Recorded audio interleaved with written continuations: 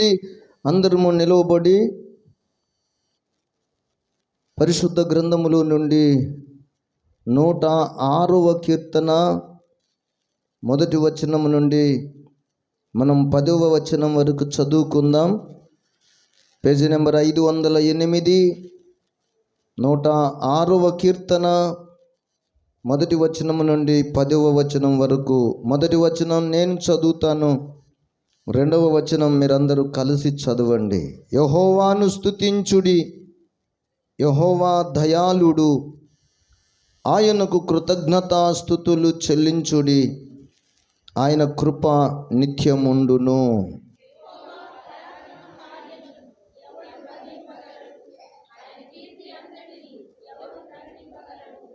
న్యాయమును అనుసరించువారు, ఎల్లవేళలా నీతిని అనుసరించి నడుచుకొనువారు ధన్యులు.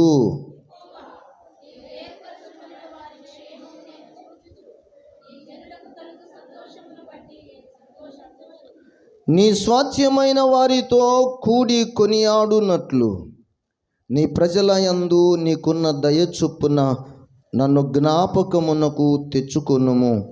నాకు దర్శనమిచ్చి నన్ను రక్షింపుము.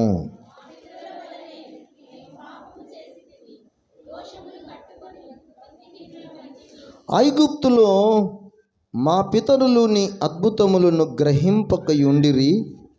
నీ కృపాబాహుల్యమును జ్ఞాపకమునకు తెచ్చుకొనకయుండిరి. సముద్రమునొద్ద, ఎర్ర సముద్రమునొద్ద వారు తిరుగుబాటు చేసిరి.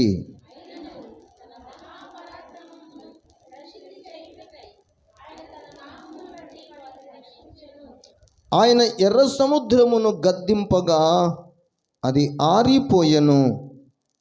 మైదానము మీద నడుచున్నట్లు వారిని అగాధ జలములలో నడిపించెను.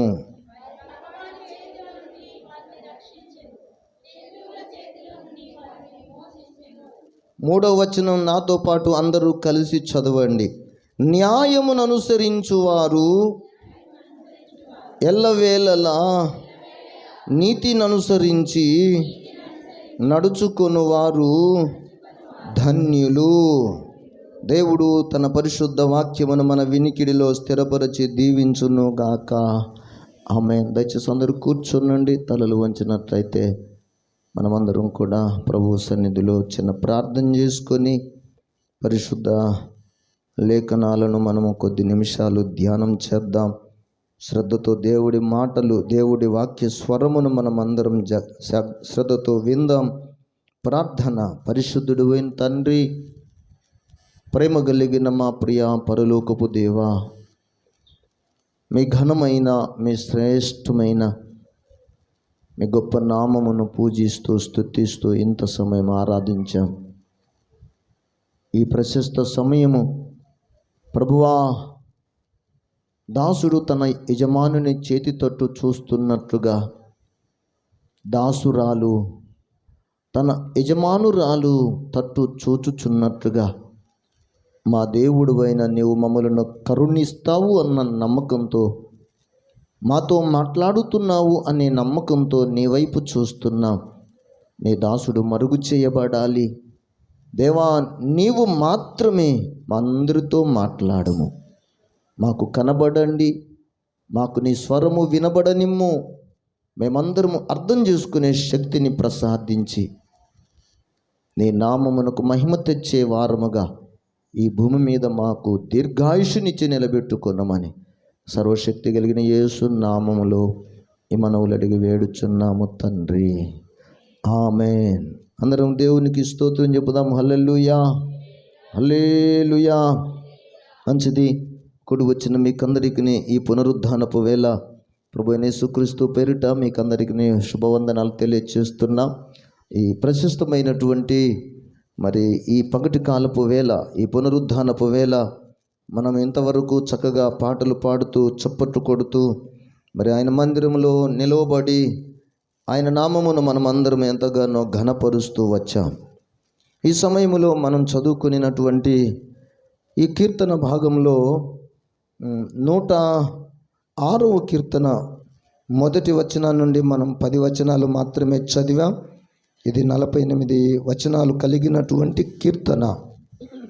ఈ కీర్తనలో మహోన్నతుడైన దేవునిని గూర్చి, ఆయన చేసిన గొప్ప కార్యాలు, ఇశ్రాయేలీల ఎడల ఆయనకున్నటువంటి గొప్ప ప్రేమ, దేవుడు చేసిన ఆశ్చర్య కార్యాలను ఈ 106వ కీర్తన 48 వచనాలకు రాయబడినటువంటి మాటలలో మనం తేటగా చూడగలుగుతాము. స్తోత్రం చెప్పుదాం. హల్లెలూయా, హల్లెలూయా. ఈ రోజున మనం పరిశుద్ధ బైబిల్ గ్రంథములో నుండి నేను మీకు దేవుని యొక్క పేరిట చెప్పాలని ఆశపడుతున్నటువంటి లేఖనాలలో ఈ 106వ కీర్తన ఒక్కసారి మీరు 7వ వచనాన్ని మనం గమనిస్తే, ఐగుప్తులో మా పితరులు నీ అద్భుతములను గ్రహింపకయుండిరి, నీ కృపా బాహుల్యమును జ్ఞాపకమునకు తెచ్చుకొనక ఉండిరి. సముద్రము నొద్ద, ఎర్ర సముద్రము నొద్ద వారు తిరుగుబాటు చేసిరి. మన పూర్వీకులను గురించి దేవుని యొక్క వాక్యం మనకు తెలియచేస్తుంది. అనగా ఇశ్రాయేలీలను గురించి దేవుని వాక్యం మనకు తెలియచేస్తున్నటువంటి సందర్భం. ఇక్కడ ఇశ్రాయేలీల జీవితాలలో దేవుడు ఎన్నో అద్భుతాలు, ఎన్నో ఆశ్చర్య కార్యాలు, ఎన్నో మేలులను వారి పక్షంగా చేస్తూ వచ్చాడు. ఈ 7వ వచనంలో మనం చూడదగినటువంటి మాట ఏంటంటే, సముద్రము నొద్ద ఇశ్రాయేలీలు తిరుగుబాటు చేసిరి అన్న మాట మనం జ్ఞాపకానికి తెచ్చుకుంటున్నాం. దీనికంటే ముందుగా మరొక లేఖన వచనాన్ని నేను మీకు జ్ఞాపకం చేయదలుచుకున్నాను. దేవుని బిడ్డలారా, మనమందరం కూడా మరొక లేఖనాన్ని చదువుదాం.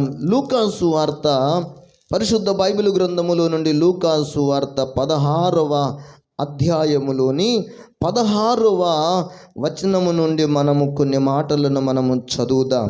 చూడండి. యోహాను కాలము వరకు ధర్మశాస్త్రమును ప్రవక్తలును ఉండిరి. అప్పటి నుండి దేవుని రాజ్య సువార్త ప్రకటింపబడుచున్నది.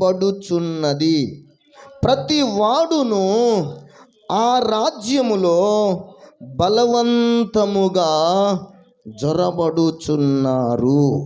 ఈరోజు ఈ ప్రసంగానికి అంశం ఏమిటంటే, దేవుని రాజ్యములో బలవంతముగా జొరబడుట. ఈ ప్రసంగం యొక్క సారాంశమంతయును కూడా ఈ యొక్క అంశాన్ని గురించి మనము ధ్యానించబోతున్నాం. చూడండి, ఇక్కడ ఈ 16వ అధ్యాయం 16వ వచనంలో దేవుని రాజ్యములో బలవంతముగా జొరబడుతున్నారంట. ఏ రాజ్యములో? దేవుని రాజ్యములో. దేవుని రాజ్యములో బలవంతముగా జొరబడుతున్నారు. జొరబడటం అంటే ఏంటంట? ప్రవేశించటము అని అర్థం. ఇప్పుడు ప్రవేశించే వాళ్ళు, దేవుని రాజ్యములో ప్రవేశించే వాళ్ళు ఏ విధంగా జొరబడుతున్నారు, ఏ విధంగా ప్రవేశిస్తున్నారు అంటే, బలవంతంగా జొరబడుతున్నారంట. ఈ దేవుని రాజ్యములో బలవంతంగా ఈ ప్రవేశిస్తున్నారన్న మాటను గురించి మనం ఈ లేఖనాలలో చదువుతున్నాము. మీరు ఒక్కసారి జ్ఞాపకం చేసుకునండి. ఈ 16వ వచనంలో అంటున్న మాట, యోహాను కాలము వరకు ధర్మశాస్త్రమును ప్రవక్తలును ఉండిరి. అప్పటి నుండి, ఎప్పటి నుండి దేవుని రాజ్యం ఉంది? దేవుని రాజ్యం ఎప్పటి నుండి ఉంది చెప్పండి? దేవుని రాజ్యానికి ఆదియు లేదు, అంతమును లేని రాజ్యము. స్తోత్ర. అంటే దేవుడు ఎప్పుడైతే ఉన్నాడో అప్పటి నుండి దేవుని యొక్క నిత్య ప్రణాళికలో దేవునికి ఒక రాజ్యం ఉంది. దేవుని రాజ్యములో కొందరు పౌరులు ఉన్నారు అన్నటువంటి లేఖనం మనకు చెప్పుతుంది. అయితే ఈ దేవుని రాజ్యంలో ప్రవేశించాలని దేవుడు తన సంకల్పంలో ఈ భూమి మీద కొందరిని సృష్టించాడు. స్తోత్ర. ఏం చేశాడంట దేవుడు? దేవుని రాజ్యములో పౌరులుగా ఉండాలి అంటే ముందు దేవుడు కొన్ని లోకాలను సృష్టించాడు. ఆ కొన్ని లోకాలలో ఒక లోకము భూలోకం. ఆ భూలోకంలో దేవుని ప్రజలరా, ఆ భూలోకములో ఉన్న ప్రజలను కూడా దేవుడు తన రాజ్యములోనికి చేర్చుకోవాలని ఆయన ఇష్టపడి ఈ భూమి మీద ఆదామును సృష్టించాడు. ఆదాము ద్వారా దేవుడు ప్రతి జాతి మనుష్యులను కలుగచేసెను, సృష్టించెను అని పరిశుద్ధ బైబిల్ గ్రంథంలో మనము అపోస్తుల కార్యాలు 17వ అధ్యాయం 26వ వచనాన్ని మనం చూడగలిగితే, మనం చదవగలిగితే ఆ మాట చాలా చక్కగా తెలుపబడుతుంది. మరియు యావత్ భూమి మీద కాపురముండుటకు ఆయన ఒక్కని నుండి ప్రతి జాతి మనుష్యులను సృష్టించి వారు ఒకవేళ దేవునిని తడవులాడి కనుగొందురేమోనని వెదుకు నిమిత్తము నిర్ణయ కాలములను వారి నివాస స్థలములకు ఆ స్థలము యొక్క పొలిమేరలను, హల్లెలూయా, ఒక్కని నుండి ప్రతి జాతి మనుషులను సృష్టించిన దేవుడు ఆ ఒకని నుండి ఈ కలిగినటువంటి ప్రతి జాతి మనుషులను ఒకే ఒక్క దేవుని రాజ్యములో అందరిని చేర్చుకోవాలని దేవుడు ఇష్టపడుతూ ఉన్నాడు. హల్లెలూయా. ఆ దేవుని రాజ్యం ఎలాంటిదయ్యా అంటే నీతితో కూడినది. ఆ దేవుని రాజ్యం ఎలాంటిదయ్యా అంటే సమాధానముతో కూడినది. ఆ దేవుని రాజ్యం ఎలాంటిదయ్యా అంటే ఆ దేవుని రాజ్యము ఐక్యతతో కూడినది. ఆ దేవుని రాజ్యములో పరిశుద్ధత ఉంటుంది. ఆ దేవుని రాజ్యములో ప్రేమ ఉంటుంది. ఆ దేవుని రాజ్యములో మరణము ఉండదు. ఆ దేవుని రాజ్యములో, దేవుని బిడ్డలారా, దుఃఖము ఉండదు. ఆ దేవుని రాజ్యములో వేదన ఉండదు. ఆ దేవుని రాజ్యములో ఏడుపు ఉండదు. స్తోత్ర. ఆ దేవుని రాజ్యంలో రోగులు, దీర్ఘకాలపు రోగులు అస్సలు ఉండరు. స్తోత్ర. అది ఏ రాజ్యం అంట? దేవుని రాజ్యం. హేరోదు రాజ్యం కాదు, పిలాతు రాజ్యం కాదు, లేకపోతే ప్రపంచ దేశాలను పరిపాలిస్తున్నటువంటి ఫరో రాజ్యం కాదు, బబులోను రాజ్యం కాదు, లేకపోతే మాదియా పారసీకుల రాజ్యమును కాదు, రోమా సామ్రాజ్యం కాదు. అన్ని రాజ్యాలలో, అన్ని దేశాలలో, అన్ని ప్రభుత్వాలలో రోగాలున్నాయి, మరణాలున్నాయి, దుఃఖం ఉంది, కష్టాలున్నాయి, కన్నీళ్ళు ఉన్నాయి, అన్నీ ఉన్నాయి. కానీ దేవుని బిడ్డలారా, దేవుని రాజ్యంలో ప్రతి వాని బాష్ప బిందువు తుడవబడును. స్తోత్ర. హల్లెలూయా. దుఃఖము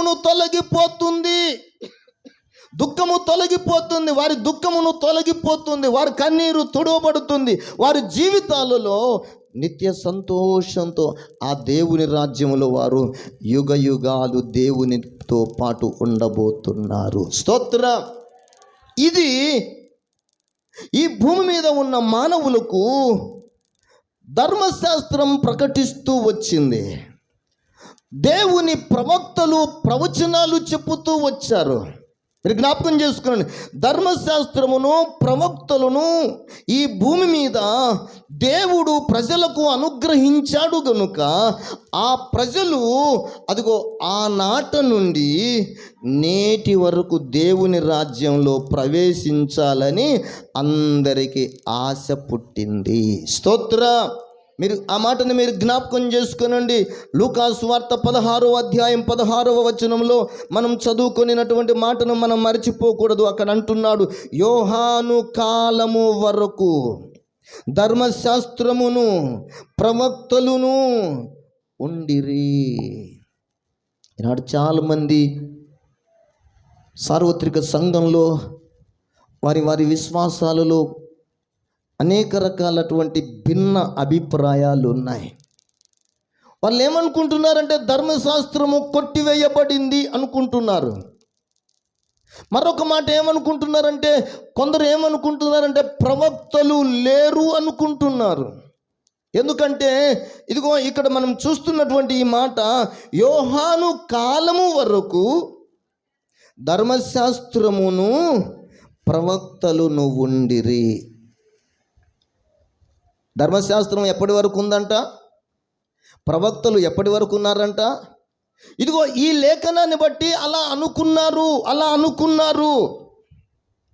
ధర్మశాస్త్రమును ప్రవక్తలను ఎప్పటి వరకు ఉన్నారయ్య అంటే, బాప్తిస్మమునిచ్చు యోహాను వరకే ఉన్నారు. ఆ పిమ్మట యేసు ప్రభు వచ్చాడు. యేసు ప్రభు వచ్చిన తరువాత ఇక ధర్మశాస్త్రమును మనకు లేదు, ప్రవక్తలను లేరు అని అనుకుంటున్నారు, కానీ అది వాస్తవము కాదు. పరిచర్య ధర్మము జరుగుటకు, సంఘము యొక్క క్షేమాభివృద్ధి కొరకు దేవుడు, మీరు చూడండి పరిశుద్ధ బైబిల్ గ్రంథంలో ఎఫెసీయులకు వ్రాసిన పత్రికలో 4వ అధ్యాయము 12వ వచనాన్ని మీరు చూడగలిగితే, విశ్వాస విషయములోను దేవుని కుమారుని గూర్చిన జ్ఞాన విషయములోను ఏకత్వమును పొంది సంపూర్ణ పురుషులమగు వరకు, అనగా క్రీస్తునకు కలిగిన సంపూర్ణతకు సమానమైన సంపూర్ణత కలవారమగు వరకు ఆయన ఇలాగు నియమించెను. పరిశుద్ధులు సంపూర్ణులగునట్లు క్రీస్తు శరీరము క్షేమాభివృద్ధి చెందుటకును పరిచర్య ధర్మము జరుగుటకును ఆయన కొందరిని అపోస్తలులను గాను, ప్రవక్తలను గాను, కొందరిని సువార్తికులను గాను, కొందరిని కాపరులను గాను, ఉపదేశకులను గాను నియమించెను. స్తోత్ర, హల్లెలూయా. ఈ మాట జ్ఞాపకం చేసుకోండి. యోహాన్ ఇక్కడ పరిశుద్ధ బైబిల్ గ్రంథంలో ఏపీసీ పత్రిక 4వ అధ్యాయం 12వ వచనంలో మనం జ్ఞాపకం చేసుకుంటున్న మాట ఏంటంటే, సంఘమునకు సంపూర్ణత కలుగు నిమిత్తమై, ఆ సంపూర్ణత కూడా క్రీస్తునకు కలిగిన సంపూర్ణతకు సమానమైన సంపూర్ణత కలగవలనని, ఈ పరిచర్య ధర్మమును జరగవలనని, సంఘము క్షేమాభివృద్ధి చెందవలనని దేవుడు ఈ భూమి మీద అపోస్తలులను, ప్రవక్తలను, సువార్తికులను, కాపరులను, ఉపదేశకులను, 5 రకాల పరిచారకులను, పరిచర్య చేయువారిని దేవుని మహాకృప వలన దేవుడే నియామకం చేశాడు. కొందరు అనుకొనుచున్నట్లుగా క్రీస్తు వచ్చిన తర్వాత ప్రవక్తలు లేరు అనడం అది సమంజసము కాదు. క్రీస్తు వచ్చిన తరువాత అపోస్తలులు లేరు అని చెప్పటం సమంజసం కాదు. ఇదిగో క్రీస్తు వచ్చిన తరువాత సువార్తికులు లేరు అని చెప్పడానికి వీలు లేదు. మనమందరం సహోదరులమే. క్రీస్తు రక్తములో కడగబడిన మనం అందరమును కూడా ఒకే కుటుంబములో, క్రీస్తు రక్తములో మనము జన్మించినంత మాత్రాన మనం అందరమును సహోదరులమే, కానీ ఎవరి పని, ఎవరి బాధ్యత వారిదే. ఇంట్లో పుట్టిన అందరూ ఒకే పని చేస్తారా? ఒకే చదువు చదివారా అంటే చదవాలా? ఒకరేమో ఎంటెక్ చేశాడు, ఒకరేమో ఎంబీబీఎస్ చేశాడు, ఒకడేమో ఎల్ఎల్బి చేశాడు, ఒకడేమో డాక్టర్ అయ్యాడు, ఇంకొకడేమో వాళ్ళందరూ చదివితే నేనెందుకు చదవాలని చదవనందున రిక్షా వాళ్ళ అయ్యాడు. ఈ రిక్షా వాళ్ళను ఎవరు వచ్చి అడిగారంట, అయ్యా మీ ఇంట్లో డాక్టర్ గారు ఉండాలి కదండి, డాక్టర్ గారిని పిలవరా అంటే, మా ఇంట్లో డాక్టర్ గారు లేడు, మా ఇంట్లో అందరూ సహోదరులే అన్నాడంట. ఎవరు? రిక్షా వాళ్ళ. చూడండి, ఈ రిక్షా వాళ్ళ ఏమంటున్నాడంటే, ఇక్కడ ఉన్న, మా ఇంటిలో ఉన్న, ఈ సంఘములో ఉన్న, ఈ సమాజం అనే మా గృహములో ఉన్న మేమందరం సహోదరులమే, కానీ డాక్టరు లేడు, ఇంజనీరు లేడు, మూడో మాట లాయరు లేడు. ఇంకొక మాట చూసారా, ఇవన్నీ కూడా దేవుడు సమాజం యొక్క క్షేమాభివృద్ధి కొరకు ఇన్ని పనులను నియమించి పెట్టాడు. మనిషికి డాక్టరు అవసరమే, లాయర్ అవసరమే, ఏమండి, తర్వాత ఇంజనీరు అవసరమే, ఆఖరికి రిక్షా వాళ్ళు కూడా అవసరమే. ఏమండి, రవాణా చేసే వ్యక్తి, ప్రయాణికులను చారవేల్చే వ్యక్తి, ఆయన లేకపోతే మనం ఎలా ప్రయాణం చేస్తాం? అవసరమే. కానీ ఆ పని ఏదో చిన్నదైనంత మాత్రాన చులకనగా చూడాల్సినంత పరిస్థితి లేదు. కానీ అయ్యో, నేను కేవలం నా వర్క్, నా పని చిన్నదిగా కనబడుతుంది, స్వల్పమైనదిగా కనబడుతుంది, అల్పమైనదిగా కనబడుతుంది, నాకు అంత గౌరవం లేదు కనుక ఈ సంఘము అనే మా ఇంటిలో మేము అందరం బ్రదర్స్మే కనుక, అందరం సమానులమే కనుక, మా ఇంట్లో అందరూ సమానమే కాబట్టి అందరం సహోదరులమే, కానీ ఎవరిని డాక్టర్ అని పిలవకూడదు అంటే అది సమంజసం కాదని మనకు ఎలాగ తెలిసిందో, సార్వత్రిక సంఘములో కూడా దేవుడు సంఘము యొక్క క్షేమాభివృద్ధి కొరకు అపోస్తలులను, ప్రవక్తలను, సువార్తీకులను, కాపరులను, ఉపదేశకులను దేవుడు నియమించి పెట్టాడు. స్తోత్రం. ఎందుకు ఈ 5 రకాల పరిచర్యలు ఎందుకు జరగాలి? ఈ భూమి మీద ఈ 5 రకాల పరిచర్యలు ఎందుకు జరగాలంటే దేవుని రాజ్యములో జనులందరూ నడిపించబడాలి. స్తోత్రం. భూలోక పరిపాలనలో నుండి రోగగ్రస్తమైన, దరిద్రకరమైనటువంటి ఈ భూమి మీద ఉన్నటువంటి వేదనాకరమైన, దుఃఖకరమైనటువంటి, మరణకరమైనటువంటి, శాపగ్రస్తమైనటువంటి ఈ లోకములో ఉన్నటువంటి ఈ మానవ జాతి అంతయును కూడా దేవుని రాజ్యములోనికి ప్రవేశించాలి. హల్లెలూయా. దేవుని రాజ్యములోనికి ప్రవేశించడానికి ఇదిగో దేవునికి కలిగిన సమానత్వము ఈ దేవుని ప్రజలకు కూడా కలగాలని దేవుడు ఈ 5 రకాల వ్యక్తులను తీసుకొచ్చి పెట్టాడంట. అయితే ఈ యోహాను, మనం లూకా సువార్త 16వ అధ్యాయం 16వ వచనంలో చదివిన ఆ ఒక్క మాట అక్కడ ఏమని వ్రాయబడిందంటే మీరు చూడండి. దేవుని మహాకృపను బట్టి యోహాను కాలము వరకంట ధర్మశాస్త్రమును ప్రవక్తలును ఉండిరి. యోహాను కాలం వరకు ధర్మశాస్త్రమునుంది, ప్రవక్తలను ఉన్నారు. మరి దీని అర్థం ఏం చెప్పాలి ఇప్పుడు అంటే, దేవుని వాక్యం సెలవిస్తుంది, యోహానును క్రీస్తును. యోహాను కాలము వరకు ధర్మశాస్త్రము నుండి ప్రవక్తలను ఉన్నారు. ఆ మాటల్లో మీరు జ్ఞాపకం చేసుకోండి. అప్పటి నుండి దేవుని బిడ్డలారా, అప్పటి నుండి దేవుని రాజ్య సువార్త ప్రకటింపబడుచున్నది. అంటే యోహాను కాలము వరకు ఉన్నది, యోహాను కాలమునకు ముందు కూడా ఉన్నది.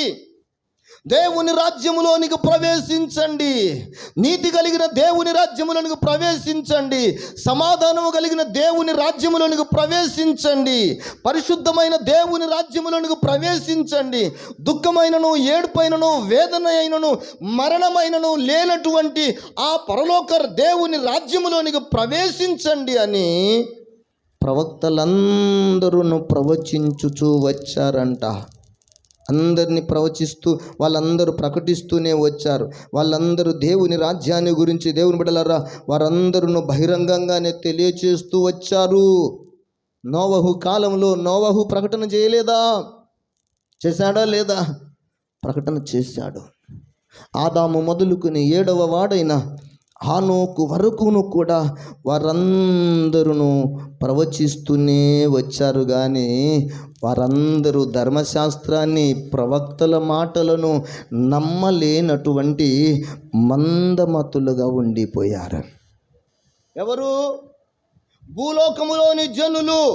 భూలోకములోని ప్రజలు దేవుని ధర్మశాస్త్రం ఇవ్వబడినప్పటికీ, దేవుని వలన కలుగబడిన ప్రవక్తలు ఉన్నప్పటికీ, ఆ దేవుని ప్రవక్తల మాటలు, ధర్మశాస్త్రపు మాటలను వారు పెడచెవిన పెట్టి వారు ఇష్టానుసారంగా ప్రవర్తిస్తూ వచ్చారు. ధర్మశాస్త్రం ఏం చెప్పిందంటే దేవుడు ఒక్కడే అని చెప్పింది. స్తోత్రం.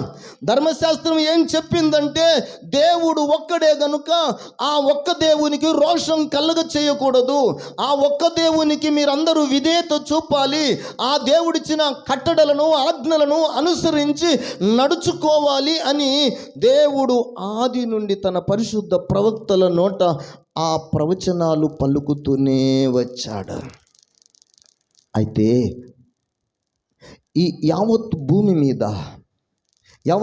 మీద కాపురముండుటకు ఒక్కని నుండి ప్రతి జాతి మనుషులను దేవుడు సృష్టిస్తే వారందరంట దేవునిని విడిచిపెట్టి, వారందరూ దేవునిని మరిచిపోయి, వారందరూ తమ తమ ఇష్టానుసారంగా ప్రవర్తించుచు వారు వచ్చారు. ఎలా వారి జీవితాలలో ఇష్టానుసారంగా ప్రవర్తించుచూ వచ్చారయ్యా అంటే, దేవుని బిడ్డలారా, మనము అపోస్తులుడైన పౌలు వ్రాసిన రోమాపత్రిక 1వ అధ్యాయములో మనము గమనిస్తే అక్కడ 19వ వచనం మనకు తెలియజేస్తుంది. దేవునిని గూర్చి తెలియశక్యమైనది ఏదో అది వారి మధ్య విసిదమై ఉన్నది, దేవుడు అది వారికి విసిదపరచెను.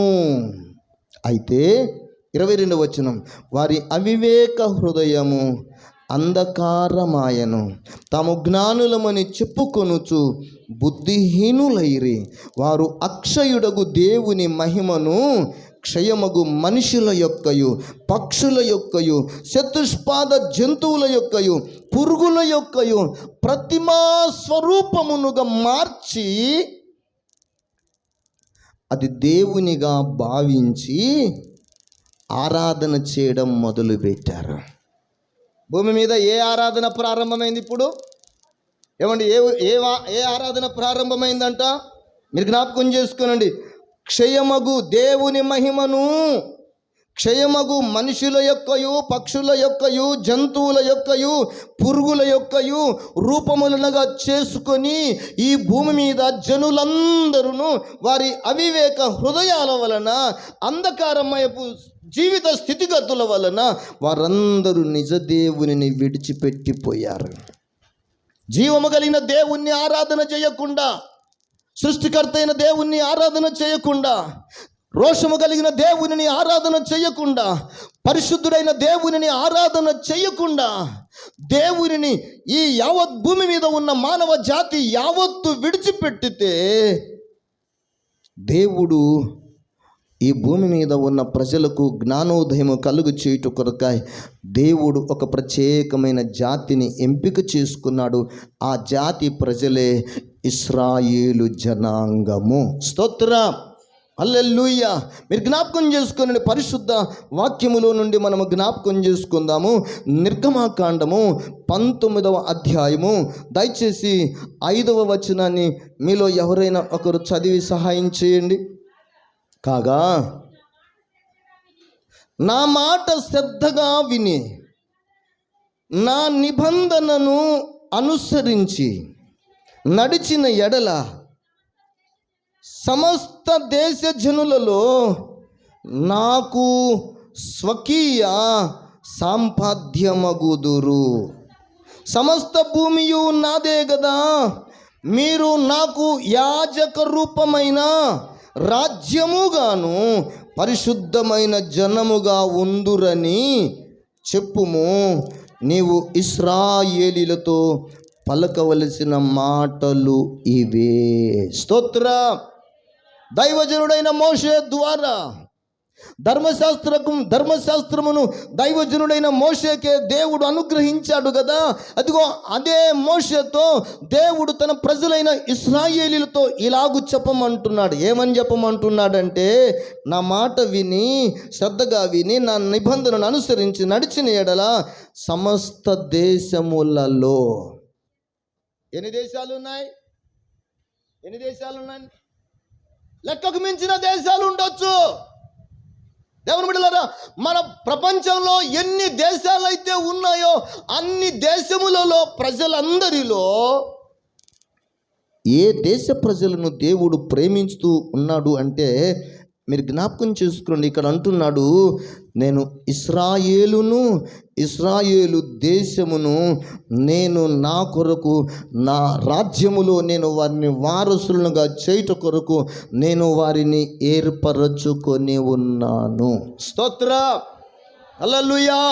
దేవుడు ఏర్పరచుకున్నటువంటి దేశం, దేవుడు ఏర్పరచుకున్నటువంటి జనాంగం ఎవరయ్యా అంటే ఇశ్రాయేలు జనాంగాన్ని.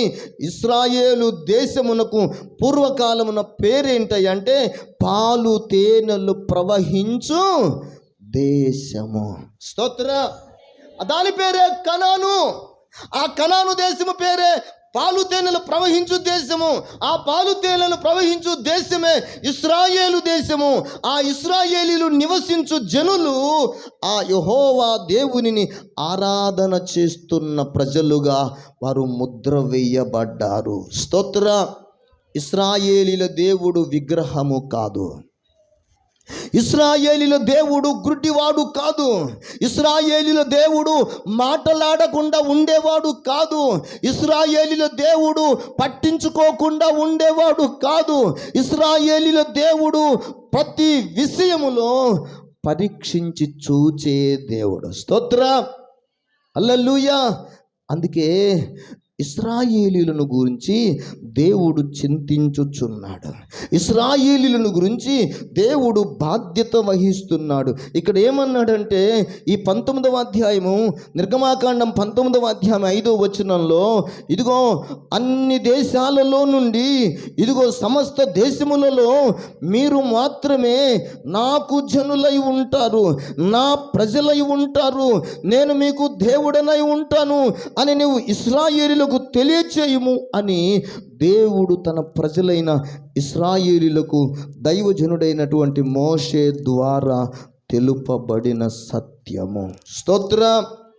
మరొక మాట, మీరు పరిశుద్ధ బైబిల్ గ్రంథముల నుండి 1 పేతురు పత్రిక 2వ అధ్యాయము 9వ వచనాన్ని మీరు చూడగలిగితే అక్కడ వ్రాయబడిన మాట, అయితే చీకటిలో నుండి ఆశ్చర్యకరమైన తన వెలుగులోనికి మిమ్మును పిలిచిన వాని గుణాతిశయములను ప్రచురము చేయు నిమిత్తము ఏర్పరచబడిన. ఎక్కడి నుంచి ఏర్పరచాడు దేవుడు? భూమి మీద సమస్త దేశాలు ఉన్నాయి. ఈ సమస్త దేశములలో నుండి దేవుడు మిమ్మల్ని ఏర్పరచుకున్నాడు. రెండవ మాట, మిమ్మల్ని ఏర్పరచుకుని ఉన్నాడు. తర్వాత ఏర్పరచబడిన జనమును, రాజులైన యాజక సమూహమును, పరిశుద్ధ జనమును, దేవునికి సొత్తైన ప్రజలు. స్తోత్ర. ఇశ్రాయేలీలు ఎవరు? ఏమండి, ఇశ్రాయేలీలు ఎవరు? దేవునికి సొత్తైన ప్రజలు. ఇశ్రాయేలీలు ఎవరయ్యా అంటే దేవుని రాజ్యములో పౌరులు. ఇశ్రాయేలీలు ఎవరయ్యా అంటే జీవము కలిగిన దేవునిని ఆరాధన చేసే జనాంగం. ఇశ్రాయేలీలు ఎవరయ్యా అంటే దేవుని ప్రజలరా, దేవుని వాక్యము సెలవిస్తుంది, యాజకులైన వారు. దేవుని ప్రజలనబడిన ఇశ్రాయేలీలు ఎవరు అంటే పరిశుద్ధ బైబిల్ గ్రంథం తెలియజేస్తుంది, మీరు నా సొత్తు, మీరు నాకు ప్రజలు, నేను మీకు దేవుడను. హల్లెలూయా, హల్లెలూయా. చూడండి, జీవము కలిగిన దేవుని ప్రజల జీవితాలలో దేవుడు వీరిని కావాలని దేవుడు తన పరలోకపు రాజ్యము చేర్చుకోవటం కొరకు ఈ భూలోకంలో దేవుడు ఒక రాజ్యాన్ని ప్రారంభించాడు. భూలోకములోనే దేవుని రాజ్యం, భూలోకములోనే ఆ దేవుని రాజ్యములోనికి చేర్చబడిన వారందరిని గురించి ఇశ్రాయేలీయులు అని పేరు పెట్టబడింది. ఆ ఇశ్రాయేలీయులకు జీవము కలిగిన దేవుడే రారాజు. హల్లెలూయా. హల్లెలూయా. ఈ రారాజు అయినటువంటి మహాదేవుడు ఇశ్రాయేలీల పక్షంగా యుద్ధాలు చేశాడు. ఈ ఇశ్రాయేలీల పక్షంగా అద్భుతాలు చేస్తూ వచ్చాడు. ఈ ఇశ్రాయేలీల పక్షంగా దేవుడు ఎన్నో గొప్ప కార్యాలు చేస్తూ వచ్చాడు. హల్లెలూయా, హల్లెలూయా. మీరు జ్ఞాపకం చేసుకునండి. దేవుడు అన్నాడు కదా, మీరు నా సొత్తు, మీరు నాకు స్వకీయ సంపాద్యము, ఇదిగో నేను మీకు దేవుడునై ఉంటానని చెప్పిన ఆ మహాదేవుడు ఇశ్రాయేలీల పక్షంగా గొప్ప కార్యాలు చేశాడు. 126వ కీర్తన మీకందరికీ తెలిసిన మాటే, వీరు దేవుడు వీరి కొరకు గొప్ప కార్యములు చేసినని అన్యజనులు చెప్పుకొనిరి.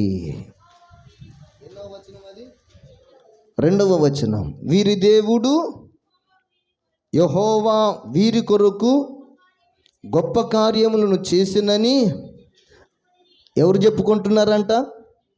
అన్యజనులు. అన్యజనులు అంటే ఎవరు? ఇశ్రాయేలీలు. ఎవరు? ఇశ్రాయేలీలు జీవము కలిగిన దేవుని ప్రజలు. ఇశ్రాయేలీలలో విగ్రహారాధన లేదు. ఇశ్రాయేలీలో పురుగులకు మొక్కరు. ఇశ్రాయేలీలలో బొమ్మలకు మొక్కరు. ఇశ్రాయేలీలలో దేవుని బిడ్డలారా దూడలకు మొక్కరు, జంతువులకు మొక్కరు. జంతువు పూజ లేదు, మనిషి పూజ లేదు, ఇంకా పక్షి పూజ లేదు, చివరి మాట పురుగుల పూజ లేదు. మరి ఎక్కడ ఉంది పురుగుల పూజ? ఎక్కడ చేస్తున్నారు? దూడల పూజ ఏమన్నా? అన్యజనులలో ఈ పూజలన్నీ ఉన్నాయి.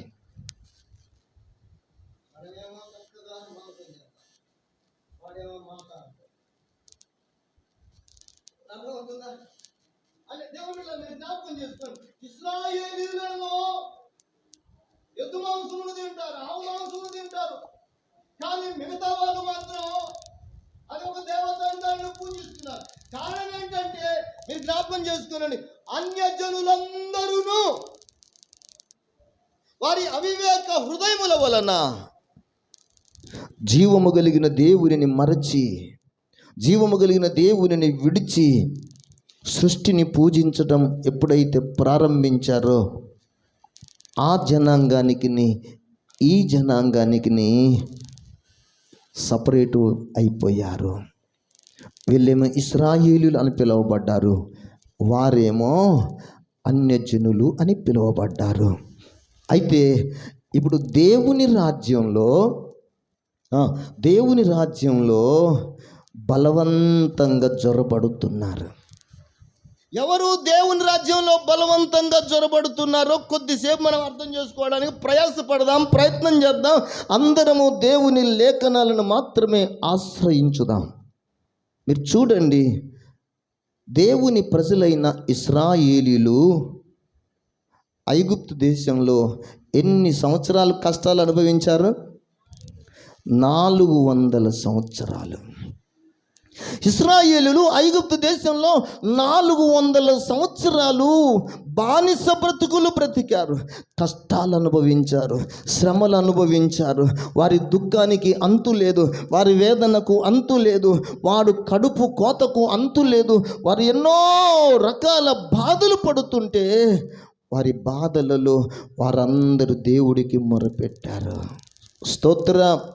మమ్మలను ఏర్పరచుకున్న దేవుడా, మమ్ములను ప్రేమించుచున్న దేవుడా, నీ రాజ్యములో మేము అందరము నీకు స్వకీయ సంపాద్యంగా ఉంటామని, నీ రాజ్య పౌరులముగా ఉంటామని, నీ జనాంగముగా ఉంటామని, నీకు సొత్తైన ప్రజలముగా ఉంటామని, ఇదిగో మమ్మలను అందరిని గురించి నీవే కదా వాగ్దానం చేసింది. దైవజనుడైన మోషే ద్వారా పలికింది. మా పితరులైన అబ్రహాము ద్వారా నువ్వు సెలవిచ్చావు కదా. ఈ రోజున మేము ఇంత అవస్థ పడుతుంటే, ఇంత కష్టాలు పాలవుతుంటే, ఇంత ఇబ్బందులు పడుతుంటే మమ్మలను పట్టించుకోవా ప్రభువా అని వారు దేవునికి మొర్రపెట్టగా, వారు కష్టకాలమునందు యెహోవాకు మొర్రపెట్టగా ఆయన తన వాక్కును పంపి వారిని బాగు చేసెను, లేక వారిని విడిపించెను.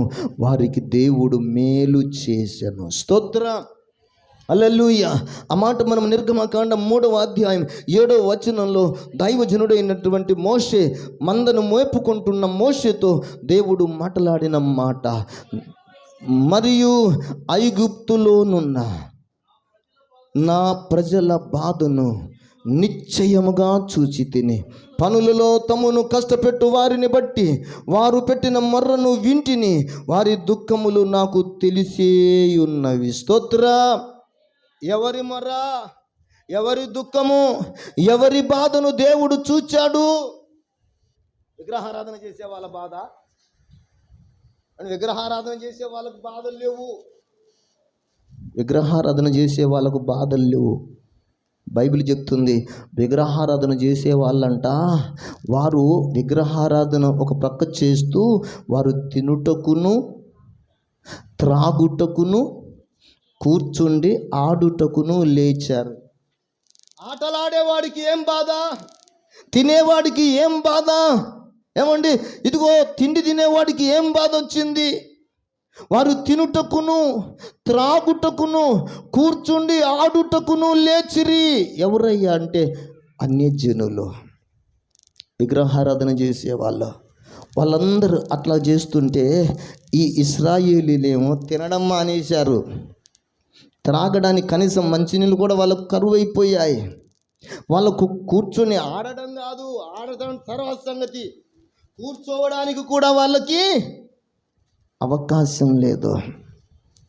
అంతగా ఐగుప్తు రాజైన ఫరో వారిని కఠినంగా శిక్షించాడు. ఐగుప్తు రాజైనటువంటి ఫరో వారిని కఠినంగా బాధ పెట్టాడు.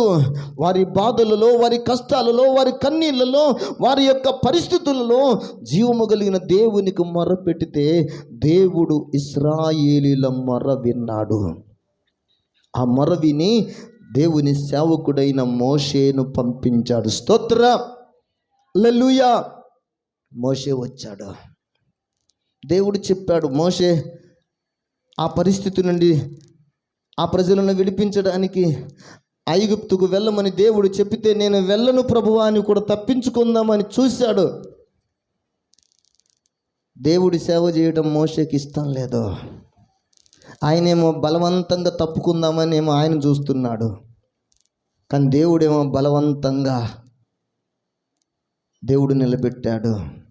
ఇప్పుడు మీరందరూ గ్రహించాలి, దేవుని రాజ్యములోనికి కొందరు ఎలా జొరబడుతున్నారంట? బలవంతంగా జొరబడ్డారు. ఇప్పుడు మీరే చెప్పండి, మోషే బలవంతంగా జొరబడ్డా, ఇష్టపూర్వకంగా జొరబడ్డా? మోషే బలవంతంగా దేవుని రాజ్యములోనికి జొరబడ్డా, ఇష్టపూర్వకంగా జొరబడ్డా? నాకు అర్థమైంది ఏంటంటే, మోషేకి ఇష్టం లేదు. దేవుని రాజ్యము నాకు ఇష్టం లేదు, దేవుని సన్నిధి నాకు ఇష్టం లేదు, దేవుని ఆ రాజ్యములో ఉండబోయే భోగభాగ్యాలను అనుభవించడం నాకు ఇష్టం లేదు. నేను నా భార్య, నేను నా పిల్లలు, నేను నా గొర్రెల మంద, నేను నా అత్త మామలు, నేను ఉన్న దేశం మిద్యాను దేశం, ఇక్కడ ఉంటే చాలు అనుకునేవాడు. కానీ దేవుడు ఒప్పుకున్నాడా? ఒప్పుకోలేదు.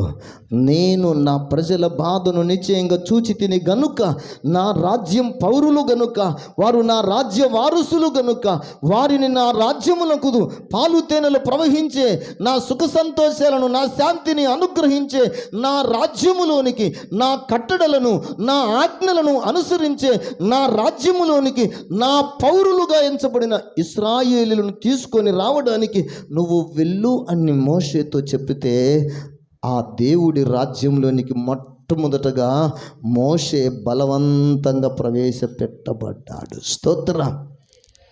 ఇక్కడ మీరు గమనించాలి, మోషే బలవంతంగా దేవుని రాజ్యంలోనికి జొరబడ్డాడు, కానీ మోషే అయిష్టమైన పనులు చేయలేదు. బలవంతంగా జ్వరపడితే జ్వరపడ్డాను కానీ, ఇష్టం లేకుండా జ్వరపడితే జ్వరపడ్డాను కానీ, ఇప్పుడు నేను జ్వరపడ్డాను కనుక ఇక్కడ కట్టడలు, ఇక్కడ ఆజ్ఞలను నేను పాటించి తీరాలి. స్తోత్రం, హల్లెలూయా. మీరు జ్ఞాపకం చేసుకునండి, దైవజనుడైనటువంటి మోషే బలవంతంగా జరబడిన మాట వాస్తవమే కానీ, దైవజనుడైనటువంటి మోషే దేవుని మాట విన్నాడు, దేవుని ఆజ్ఞలను అనుసరించాడు, దేవుడి కట్టడకు విధేయత చూపాడు, దేవుడు చెప్పిన పని, చెయ్యమన్న పని దేవుడి కోసం చేసిన గొప్ప భక్తుడు. స్తోత్రం, హల్లెలూయా. ఇప్పుడు మనము జ్ఞాపకం చేసుకుంటున్న మాట ఏంటంటే, ఈ దైవజనుడైనటువంటి మోషే వచ్చి ఐగుప్తు దేశములో దేవుని రాజ్యములో ఉండవలసిన పౌరులు ఇప్పుడు ఏ రాజ్యంలో ఉన్నారంట? ఐగుప్తు రాజ్యములో ఉన్నారు. ఫరో యొక్క రాజ్య పరిపాలనలో ఉన్నారు గనక ఆ ఫరో యొక్క రాజ్య పరిపాలనలో నుండి వారిని విడిపించటం కోసం ఫరో రాజు దగ్గరకు దేవుని సేవకుడైన మోషే వెళ్ళాడు. చెప్పాల్సిందంతా చెప్పాడు. అయ్యా, జీవము కలిగిన దేవుడు ఒకడు ఉన్నాడు. ఇదిగో ఈ సర్వస్వాన్ని సృష్టించి పరిపాలిస్తున్న పరిపాలకుడు అనబడిన దేవుడు ఒకడు ఉన్నాడు. ఆయన నాకు కనబడ్డాడు, ఆయన నాతో మాట్లాడాడు. ఆయన ప్రజలు అనబడిన వారు, ఆయన ఏర్పరచుకున్న ప్రజలున్నారు నీ పరిపాలనలో. కాబట్టి ఆ ఇశ్రాయేలీయులు అనబడిన ఆ ప్రజలు దేవుని ప్రజలు గనుక ఆ ప్రజలను నువ్వు బాధ పెడుతున్నావు, ఆ ప్రజలను కష్టపెడుతున్నావు, ఆ ప్రజలు ఇబ్బందుల పాలవుతున్నారు. కాబట్టి నీ రాజ్యములో నుండి వారిని నువ్వు వేరు చేసి వాళ్ళ రాజ్యానికి వారిని పంపించాలి, వాళ్ళ దేశానికి వాళ్ళని పంపించాలి, వారి ఆరాధన వాళ్ళు చేసుకునేటట్టు వారికి స్వాతంత్రం ఇవ్వాలి అని దైవజనుడైన మోషే ఫరో రాజుతో చెప్పాడు. స్తోత్ర. అప్పుడు ఫరో ఆ దేవుని ప్రజలను దూషించి దైవజనుడైన మోషేను ఆ మాటను ధిక్కరించిన కారణాన్ని బట్టి దేవుడు తన ప్రజలైన ఇశ్రాయేలీయుల పక్షంగా దేవుని బిడ్డలారా గొప్ప కార్యాలు చేయటం మొదలుపెట్టాడు. స్తోత్రం, హల్లెలూయా. దేవుని ప్రజలారా, దైవజనుడైనటువంటి మోషే అక్కడికి ఫరో రాజు యొద్దకు వెళ్ళినప్పుడు, ఫరో రాజుకు మాట్లాడుతూ చెప్పినప్పుడు ఆయన మాట వినకపోయేసరికి దేవుడు దైవజనుడైన మోషేతో ఈ మాట చెప్పాడు. ఇదిగో నీ చేతిలో ఉన్న కర్రను పట్టుకొని, 7వ అధ్యాయం 19వ వచనం, నీ చేతిలో ఉన్న కర్రను పట్టుకొని ఐగుప్తు జలముల మీద అనగా వారి నదుల మీదను, వారి కాలువల మీదను, వారి చెరువుల మీదను, వారి నీటి గుంటలన్నిటి మీదను నీ చెయ్యి చాపుము, అవి రక్తమగును అని దేవుడు మోషేకు ఆజ్ఞాపించాడు. దేవుడు మోషేకు ఆజ్ఞాపించిన మాట ప్రకారంగా దేవుని ప్రవక్తగా, దేవుని సేవకుడుగా, దేవుని ప్రజలకు ఒక నాయకుడుగా, దేవుని ప్రజలను విడిపించేటటువంటి ఒక వ్యక్తిగా రాజు దగ్గరకు వెళ్ళి చెప్పాడు, రాజా, దేవుని ప్రజలైన ఇశ్రాయేలులను విడుదల చేయి, లేకపోతే నీకు నీ దేశ ప్రజలకు కష్టాలు రాబోతున్నాయి, కష్టాలు కలగబోతున్నాయి, దేవుని రాజ్యములోనికి వారిని పంపించు అని చెప్పాడు. అప్పుడు ఆయన ఏమన్నాడంటే పంపించటం ఇష్టం లేదని చెప్పేశాడు. ఆ కారణాన్ని బట్టి ఆ దేశములో ఉన్న ప్రజలందరూ కూడా త్రాగడానికి నీళ్లు లేక ఆ దేశమంతా కాలువలలోని నదులలోని, చెరువులలోని, గుంటలలోని అన్ని నీళ్ళు ఏమైపోయాయంట? రక్తముగా మారిపోయాయి. దాహం వేస్తే రక్తం తాగే వాళ్ళు ఎవరైనా ఉన్నారా? అమ్మా, ఎవరైనా ఉన్నారా? వెనక ఉన్న వాళ్ళు ఎవరన్నా? అందరు ఇక్కడే ఉన్నారుగా.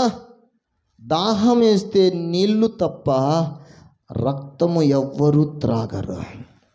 కానీ ఇప్పుడు ఐగుప్తు దేశంలో అంత ఏముంది? రక్తమే ఉంది. మరి ఇప్పుడు ప్రజలకు దాహం వేస్తుంది, ఏం చెయ్యాలి? మోషేను పిలిపిస్తే ఆ మోషే చేయాల్సిందేందో చేశాడు. ఆ విధంగా ఐగుప్తు దేశంలో ఇంచుమించుగా 10 అద్భుతాలు 10 ఆశ్చర్య కార్యాలు చేశాడు. స్తోత్రం. 10 అద్భుతమైన కార్యాలు, జనులకు ఆశ్చర్యాన్ని కలిగించే ఆశ్చర్యమైన కార్యాలు 10 చేశాడు. వాటిలో ఒకటి నీళ్ళు రక్తమగుట, రెండవ మాట కప్పల చేత ఐగుప్తు దేశమంతా బాధపడుట, మూడవ మాట దేవుని బిడ్డలారా అహరోను తన కర్రను పట్టుకొని చెయ్యి చాపి ఐగుప్తు దేశములోను ధూళిని కొట్టితే ఆ ధూళి అంతయును కూడా పేలుగా మార్చబడుట, తరువాత ఐగుప్తు దేశమంతా ఈగల మోత. ఆ తరువాత మనం పరిశుద్ధ లేఖనాలలో మనం చూడగలిగితే 8వ వచనాన్ని చూస్తే చెప్పబడుతున్న మాట, దేవుని బిడ్డలారా అక్కడ అంతయును మనకు కనబడుతుంది ఏంటంటే పొక్కులు దద్దురులు, తర్వాత వడగన్ల వాన. ఆ తరువాత దేవుని ప్రజలరా ఇంకను మనం గమనిస్తే ఆ దేశమంతా మిడతల బాధ, తర్వాత కటిక చీకటి బాధ, ఇలాగున అనేక రకాల ఇబ్బందులు వారు పడ్డారు. చివరికి ఆ ఐగుప్తు దేశమంతటా ఏడుపు లేని ఇల్లు లేనే లేదు. ఆఖరి తెగులు ఏంటయ్యా అంటే ఐగుప్తు రాజగృహము మొదలుకొని ఐగుప్తు దేశములోని ప్రతి పేదవాని ఇంటి వరకు జ్యేష్ఠ కుమారులందరూ చంపబడుట.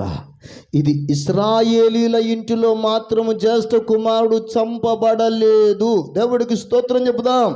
దేవుని రాజ్యములోనికి వారసుడుగా ఎంపిక చేయబడినటువంటి ఇశ్రాయేలీల జీవితాలలో దేవుడు ఐగుప్తీయులకు కలుగజేసిన తెగులు ఇశ్రాయేలీలకు రాకుండా దేవుడే మరణము నుండి ఇశ్రాయేలీలను కాపాడుతూ వచ్చాడు.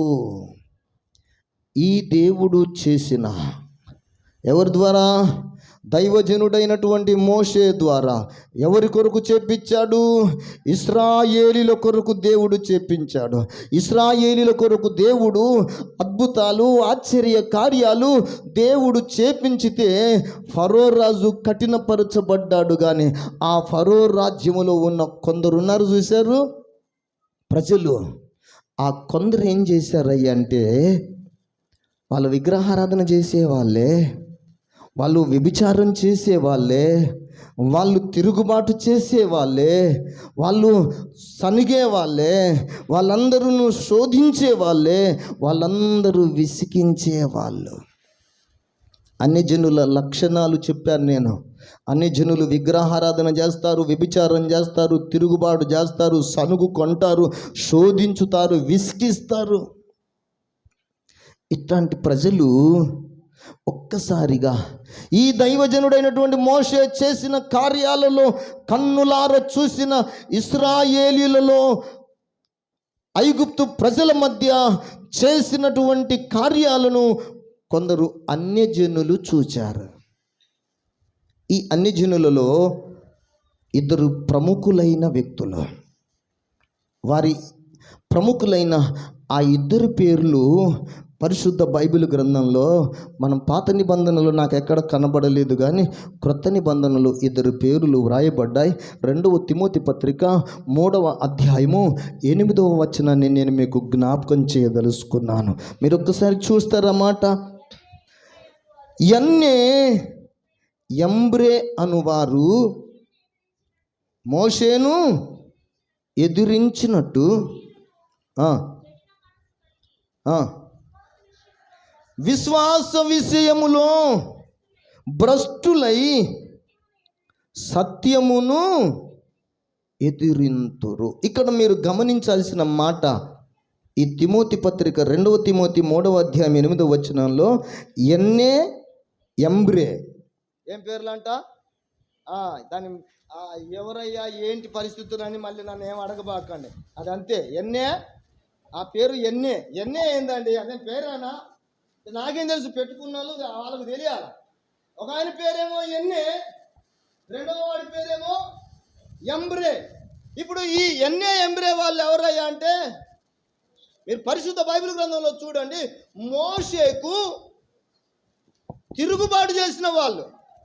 ఇంతకీ ఈ 3వ అధ్యాయం 8వ వచనంలో వారు మోషేను ఎదిరించినట్టంట.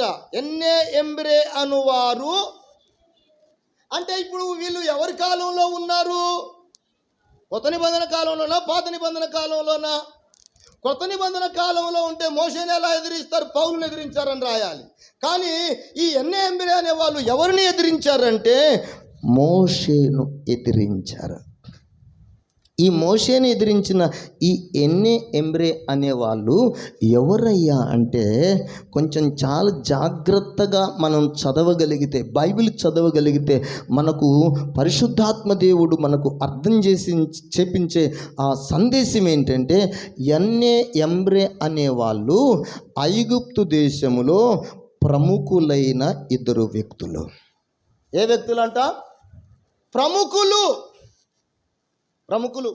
పోయిన వారం చెప్పా, ప్రముఖులు ఎక్కడ ఉంటే అక్కడ కనీసం అటొకడు ఇటొకడు తన మధ్యలో ఉంటే ముగ్గురు అనాలి. లేకపోతే కనీసం ఇంకా జనం పెరిగితే 7 మంది అయినా అవుతారు, లేకపోతే 49 అయినా అవుతారు, ఇక ఎంతైనా పెరగవచ్చు. ప్రముఖులు అనబడిన వారు, ప్రముఖుడు అనబడిన వాడు ఉంటే సంఖ్య పెరుగుతూ ఉంది. హల్లెలూయా, హల్లెలూయా. ఊర్లో నాయకుడు, మండల నాయకుడు, ఏమండి రాష్ట్ర నాయకుడు, మన దేశ నాయకుడు వస్తే ఎంత జనం పెరుగుతుందా పెరగదా? ఊర్లో నాయకుడికి ఆ ఊర్లో ఉన్న 10 మంది కార్యకర్తలు వెంబడిస్తారు. కానీ మండలంలో 44 ఊర్లు ఉంటే 44 నుంచి 10 మంది వస్తే 440 మంది అని వస్తారు. అల్లే జిల్లా లెవెల్లో. అదే రాష్ట్ర లెవెల్లో అయితే ఎంత నాయకత్వం ఉంటుందో మీరు చూడండి. అదే దేశ ప్రధాని గారు వచ్చారనుకోండి, ఇంకా ఎంత జనాభా పెరుగుతుందో మీరు చూడండి. నేను ఎందుకు ఈ మాట చెప్పాను? ప్రముఖుడు అనబడిన వాడు ఒక్కసారి వాడు ఎటు తిరిగితే, ఏ పార్టీ వైపుకు తిరిగితే వాళ్ళందరూ అదే పార్టీకి తిరుగుతారు. మీరు అర్థం చేసుకోండి. దేవుని వాక్యములో నేను మాటలే నేను చెబుతున్నాను, మీరు అర్థం చేసుకోవడానికి ప్రయత్నం చేయండి. పరిశుద్ధ వాక్యములో నేను మీకు చెబుతున్నాను. ఎన్నే ఎంబ్రే అనే ఇద్దరు వ్యక్తులు ఐగుప్తు దేశములో ప్రముఖులైన వారు. ఈ ఇద్దరు వ్యక్తులు ప్రముఖులైన వారు ఎందుకని మనం చెప్పవలసి వస్తుందంటే, దేవుడు ఇశ్రాయేలీల పక్షంగా చేసిన అద్భుతాలు ఎన్ని అద్భుతాలు? 10 అద్భుతాలు చేశాడు. దేశమంతా ఈ 10 అద్భుతాలు ఐగుప్తీయులకందరికీ తెలిసిపోయింది. మోషే చేతిలో కర్ర కింద వేస్తే ఏమైందంట? పాము అయింది. ఇదే సందర్భం ఊరంతా చూస్తుంటుండగా, మీ దేవుడి బలమే కాదు, మా దేవుడికి కూడా బలం ఉంది, మా దేవునిని మా దేవతలను ఆరాధన చేసి, ఐగుప్తు దేవతలను ఆరాధన చేసి మా దేశంలో ఉన్న మాంత్రికులు కూడా మీరు చేసిన పనులు చేయగలరు అని సవాలు విసిరి చేపించారు. వీరు మాంత్రికులు కూడా వారి కర్రలను పడేస్తే ఏమయ్యాయంట? మోషే చేతిలో కర్ర పామైంది. ఐగుప్తు దేశంలోని ప్రజలు విగ్రహారాధన చేసే వాళ్ళకు గురువులలాగా ప్రవర్తిస్తున్నటువంటి మాంత్రికులు, విద్వాంసుల మాంత్రికుల వలన వారి కర్రలు కూడా పాము అయ్యాయి. కానీ మోషే చేతి కర్ర పామైంది కదా, వాళ్ళ కర్రలు కూడా పాములు అయ్యాయి కదా. మోషే పాము వారి కర్రలను, వారి పాములను మృంగివేసెను. స్తోత్రం. అప్పుడు నేను నమ్ముతున్న మాట నేను మీకు చెబుతున్నాను. అప్పుడు ఈ ఎన్నే ఎంబ్రే అనే వాళ్ళు ఎక్కడున్నారయ్యా అంటే, ఈ ఎన్నే ఎంబ్రే అనే వాళ్ళు ఎక్కడున్నారయ్యా అంటే, అటు ప్రక్క మోషే ఉన్నాడు, ఇటు ప్రక్కనే మాంత్రికులు ఉన్నారు. మోషే చేతిలో కర్ర పామైంది, వాళ్ళు కూడా మంత్రబలము చేత కర్రలను పాములనుగా చేశారు. మోషే చేతి కర్ర అనబడిన ఆ పాము వారి మాంత్రికులు చేసిన ఆ పాములను మింగివేసెను. స్తోత్రం. ఆ సంగతి ఈ ఎన్నే ఎంబ్రే అనే వాళ్ళు దగ్గరుండి కల్లార గుడ్లు అప్పగిచ్చి చూశారు. స్తోత్ర. అప్పుడు వాళ్ళకి అర్థమైంది ఏంటంటే, మనము చేస్తున్న దేవత ఆరాధన, కానీ ఇశ్రాయేలీయుల దేవుడు మన దేవుని కంటే శక్తివంతుడుగా కనబడుతున్నాడు అని వాళ్ళు అర్థం చేసుకోగలిగారు. స్తోత్ర. అలా అర్థం చేసుకొని వాళ్ళు ఒక విధంగా దేవుని బిడ్డలారా ఆ దేవుని అద్భుతాలు, దేవుని ఆశ్చర్య కార్యాలను చూసి వారి జీవితాలలో ఒక నిర్ణయానికి వచ్చారు. ఏంటంటే ఇశ్రాయేలీయుల దేవుడు గొప్ప దేవుడు, ఆయనకు గనక మనం భయపడకపోతే ఆయన మనలను చంపివేయటానికి కూడా వెనుకాడడు, ఆయన దేనినైనా చేయుటకు సమర్థుడు అని వాళ్ళు ఒక్కసారిగా వాళ్ళందరి హృదయాలలో ఆ దేవునికి భయపడడం మొదలుపెట్టారు. ఏ దేవుడికి? ఇశ్రాయేలీయుల దేవుడికి భయపడుతున్నారు. ఇప్పుడు ఇశ్రాయేలీయుల దేవునికి ఏం భయపడుతున్నారు? వారేమో ఐగుప్తు దేశపు ఆచారాల ప్రకారంగా విగ్రహారాధన, అదే ఇదే అదేమో తాత ముత్తాతల నాటి నుండి వచ్చింది, అది పురాతన కాలం నుండి వచ్చింది, అది మనం పుట్టక ముందే తాత ముత్తాతల కంటే ముందున్న దేవుడు అన్నట్టుగా కొలిచారు. అందువలన వీరందరూ అన్ని జనులలో ఈ ప్రముఖులుగా ఎంచబడిన ఎంబ్రే అనేవాళ్ళు ఈ మోషే చేసిన అద్భుతాలు, ఆశ్చర్య కార్యాలను చూసి ఇశ్రాయేలీయుల దేవుని మీద కొంచెం మనసు నిలిపి వారు చూస్తుంటే, ఇప్పుడు ఐగుప్తు దేశంలో 400 సంవత్సరాలు బానిస బ్రతుకులు బ్రతికిన ఇశ్రాయేలీయులకు దైవజనుడైన మోషే చెప్పాడు, ఇదిగో మీరు లేచి మీకు కలిగిన సమస్తమును కూడా సిద్ధపరుచుకొని దేవుడు మీకు ఇచ్చిన ఆ పాలు తేనెలు ప్రవహించు దేశమునకు మీరు బయలుదేరండి అని ఒక్క పిలుపు అందించాడు. స్తోత్రం.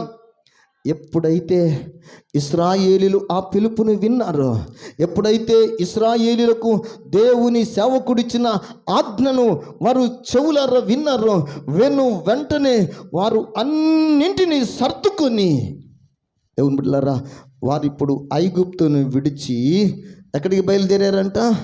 పాలు తేనెలు ప్రవహించు దేవుని రాజ్యము అనబడిన, దేవుడు కోరుకునిన రాజ్యమునకు వారు బయలుదేరారు. వాళ్ళు బయలుదేరుతూ ఉంటే ఎవరు చూశారంట? కొందరు అన్యజనులు చూశారు. వీళ్ళు మన దగ్గర ఉన్నంతసేపు ఎన్ని సంవత్సరాలు ఉన్నారు? 400 సంవత్సరాలు. 400 సంవత్సరాలు ఉన్నంత కాలం మన తాతలతో స్నేహం చేశారు, మన ముత్తాతలతో స్నేహం చేశారు, మనతో స్నేహం చేశారు, మన పిల్లలతో స్నేహం చేశారు. వీళ్ళ స్నేహము వలన, ఇశ్రాయేలీయుల స్నేహము వలన ఐగుప్తీయులమైన మనకు లాభమే జరిగింది, కానీ ఏ విధమైన కీడు జరగలేదు. మన ఐగుప్తీయుడా మనల్ని నష్టపరిచాడు, మన ఐగుప్తీయుడు మన సహోదరుడు అనుకున్నాం కానీ మనల్ని కొంపముంచాడు, కానీ ఇశ్రాయేలీయుడు మాత్రం మనకు ఏ కీడు చేయలేదు, ఏ నష్టమును చెయ్యలేదు. స్తోత్రం. అందుకే వాళ్ళతో సహవాసం మంచిది కనుక వాళ్ళతో సహవాసం మనం చేయాలంటే మనం కూడా వాళ్ళతో పాటు వెళ్ళాలని ఇశ్రాయేలీయులతో పాటు అన్ని జనులు కూడా బయలుదేరారు. స్తోత్రం. హల్లెలూయా.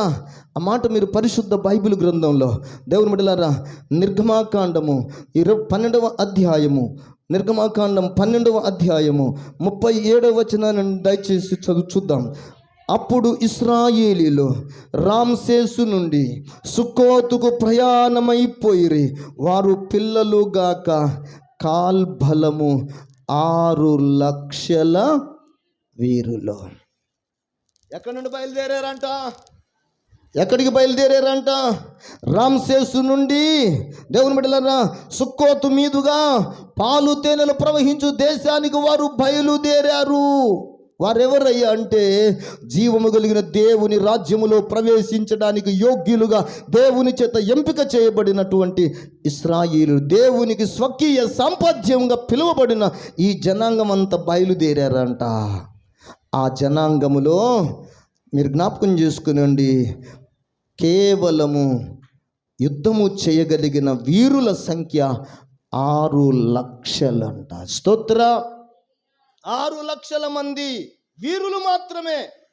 ఇక ముసలోళ్ళు, ఇక పిల్లలు, ఇక నడిప్రాయంలో ఉన్నవాళ్ళు, దేవుని బిడ్డలారా, యుద్ధానికి పనికి రాకుండా ఉన్నవాళ్ళు ఎంతమంది ఉన్నారో వారిని లెక్కించలేదు. కానీ యుద్ధమును చేయగలిగిన 30 సంవత్సరాల ప్రాయం కలిగిన ప్రతి వాణిని లెక్కిస్తే 20 నుండి సంఖ్య 20 సంవత్సరాల నుంచి లెక్కిస్తే యుద్ధము చేయగలిగిన వారి సంఖ్య 6 లక్షలు. ఈ సమూహం బయలుదేరింది. దేవుని బిడ్డలారా, ఇప్పుడు ఈ సమూహం బయలుదేరింది కదా, ఈ సమూహానికి పెట్టబడిన పేరు ఏంటంటే ఇది దేవుని రాజ్య సమూహం.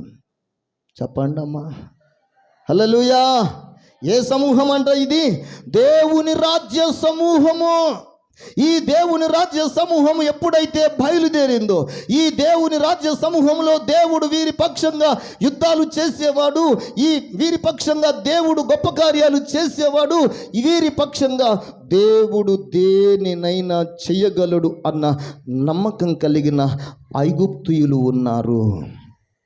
వాళ్ళు చూసి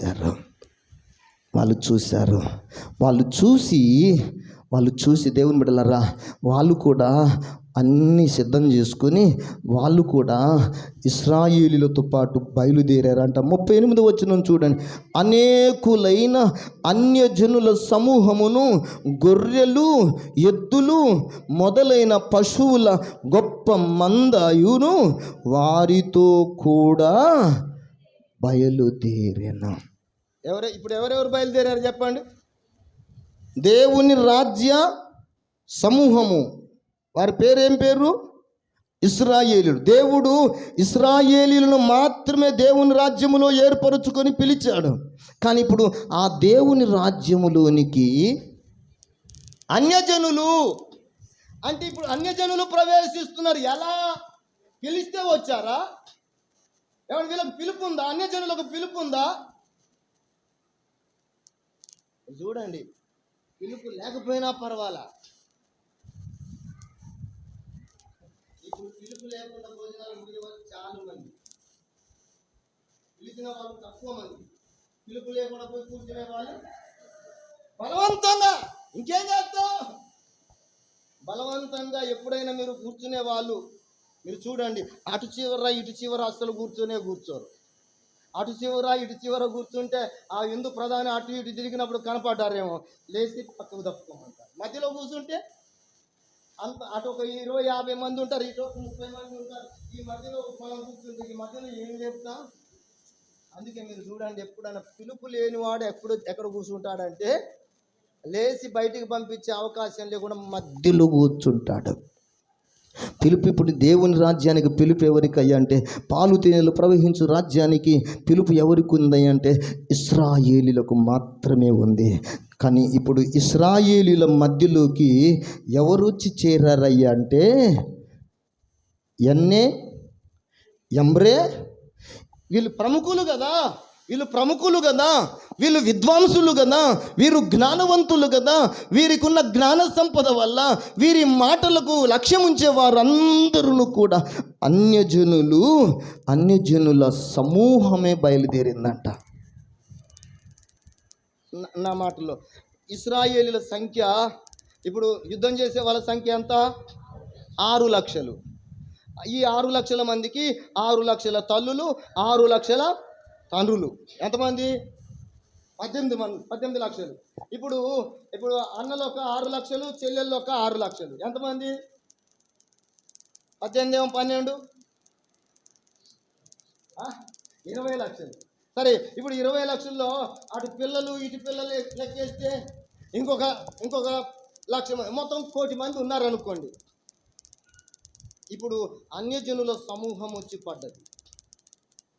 ఇప్పుడు అన్యజనుల సమూహము అర్థం కాకుండా ఉండాలి. వాళ్ళు బలవంతంగా వచ్చేస్తున్నారు. పిలుపు లేదు కానీ బలవంతంగా వచ్చారు. ఈ బలవంతంగా వచ్చేవాడికి దేవుని బిడ్డలారా మీరు జ్ఞాపకం చేసుకోండి, బలవంతంగా వచ్చేవాడు ఎవడికి కనబడకూడదనే తాపత్రయంతో వాడు ఎక్కడికి వచ్చి ఉన్నాడు అయ్యా అంటే, ముందు ఇశ్రాయేలీయులు కొంతమంది ఉన్నారు,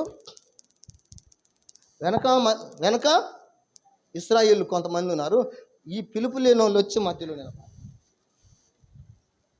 హల్లెలూయా. ముందున్న వాళ్ళ చెవుల్లో ఊదటం మొదలుపెట్టారు. ఇటు వెనక ఉన్న వాళ్ళ చెవుల్లో ఊదటం మొదలుపెట్టారు. ఏంటో తెలుసా? ఈ మధ్యలో ఉన్న వాళ్ళు ఎవరంట? ఎంబ్రే అనే అన్యజనుల సమూహము. వీళ్ళు బలవంతంగా దేవుని రాజ్య సమూహం అనబడిన ఇశ్రాయేలీల మధ్యలోకి ప్రవేశించారు. అందుకే వీళ్ళు ఇటు ఊదటం మొదలుపెట్టారు, అటు ఊదుతున్నారు. ఏంటో తెలుసా? మనలను దేవుడు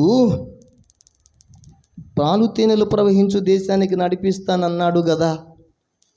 ఇప్పుడు మనం ఎక్కడ ఆగిపోయాము?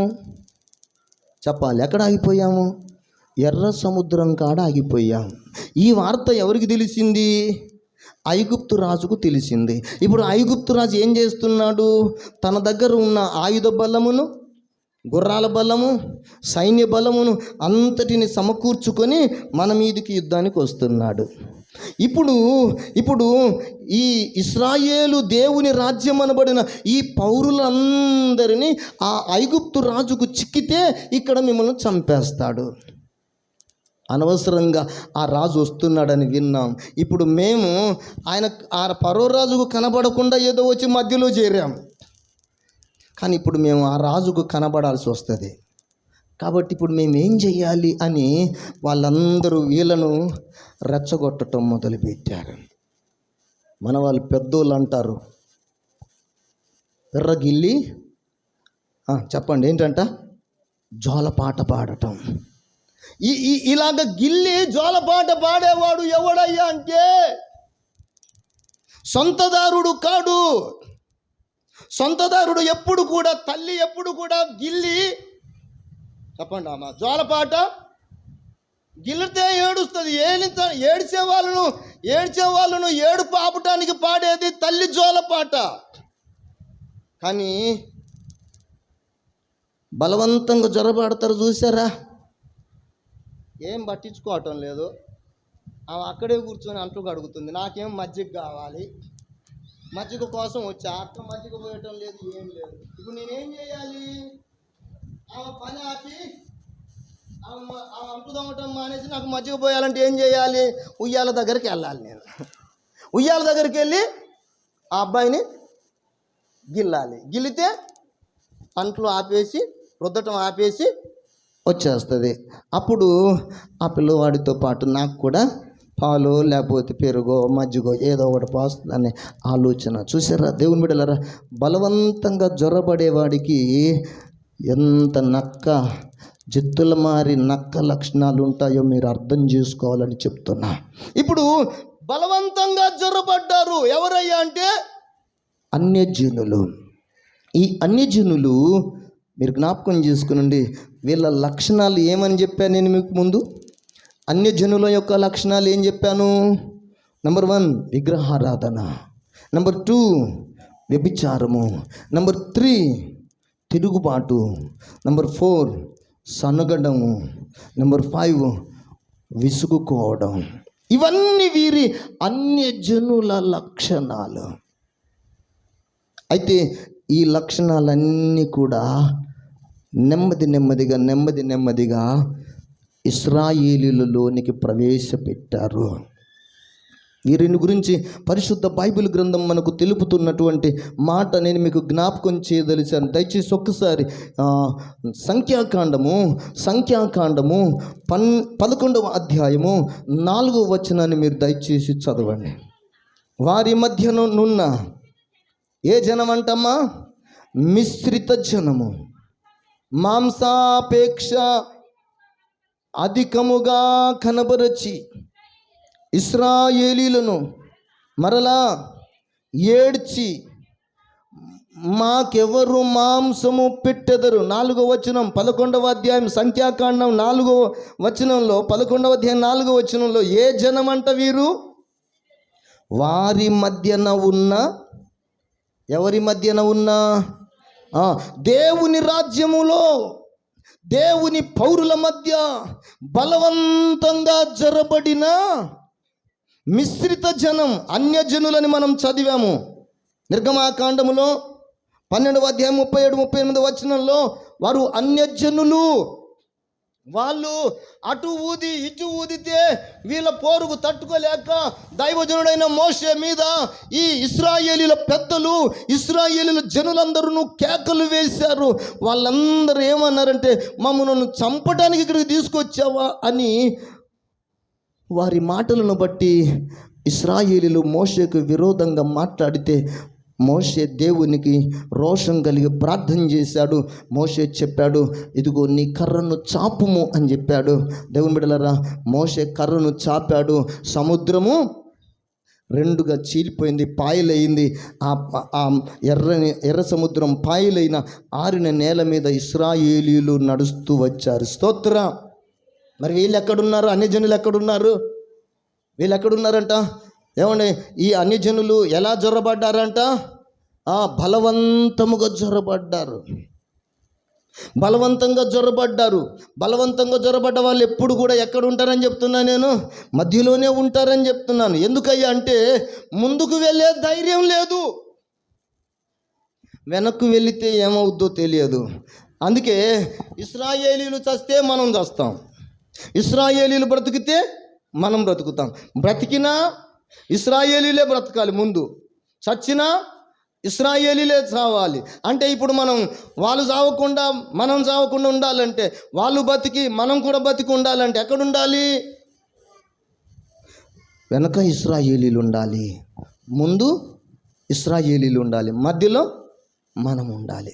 ఒకవేళ మనము అన్యజనులమని అర్థమైపోయిన తర్వాత ఇప్పుడు ముందున్న వాళ్ళు ఇశ్రాయేలీలను తెలిస్తే, ముందున్న ఇశ్రాయేలీలు ఎంతవరకు ఉన్నారో అంతవరకు చేర్చి, వెనక ఉన్న ఇశ్రాయేలీలను అంతవరకు చేరిస్తే, మధ్యలో ఉన్న వాళ్ళను దాటకుండా వెనక ఉన్న ఇశ్రాయేలీలు ఎలా ముందుకు వెళ్ళగలుగుతారు? వెళ్తారండి. అందుకే వీళ్ళ తెలివితేటలు చూడండి. బలవంతంగా జొరబడిన వాళ్ళు ఇటు ముందు ఉండరు, వెనక ఉండరు. ఎక్కడుంటారంట?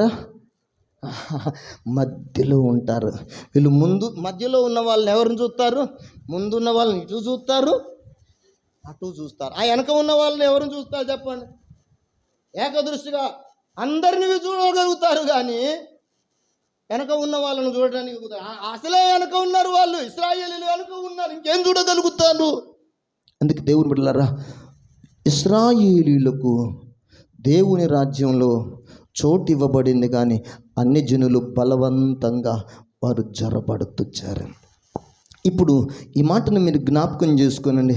ఈ అన్యజనుల వలన ఇశ్రాయేలీలలోనికి ఏం ప్రవేశించబడింది అంటే, దేవుని సేవకుడికి వ్యతిరేకంగా తిరుగుబాటు చేయటం మొదలుపెట్టారు, సనగటము మొదలుపెట్టారు. ఇంకా ఏం చెప్పామంట? వ్యభిచారము అన్యజనులు వీళ్లకు నేర్పారు. ఆ ఎంబ్రే అనే వాణి వలననే ఇదంతా అన్యజనుల సమూహము వలననే జరిగింది. ఈ ఎంబ్రే అనే వాళ్ళు మోషేకు ఏం చేశారంట? తిరుగుబాటు చేశారు.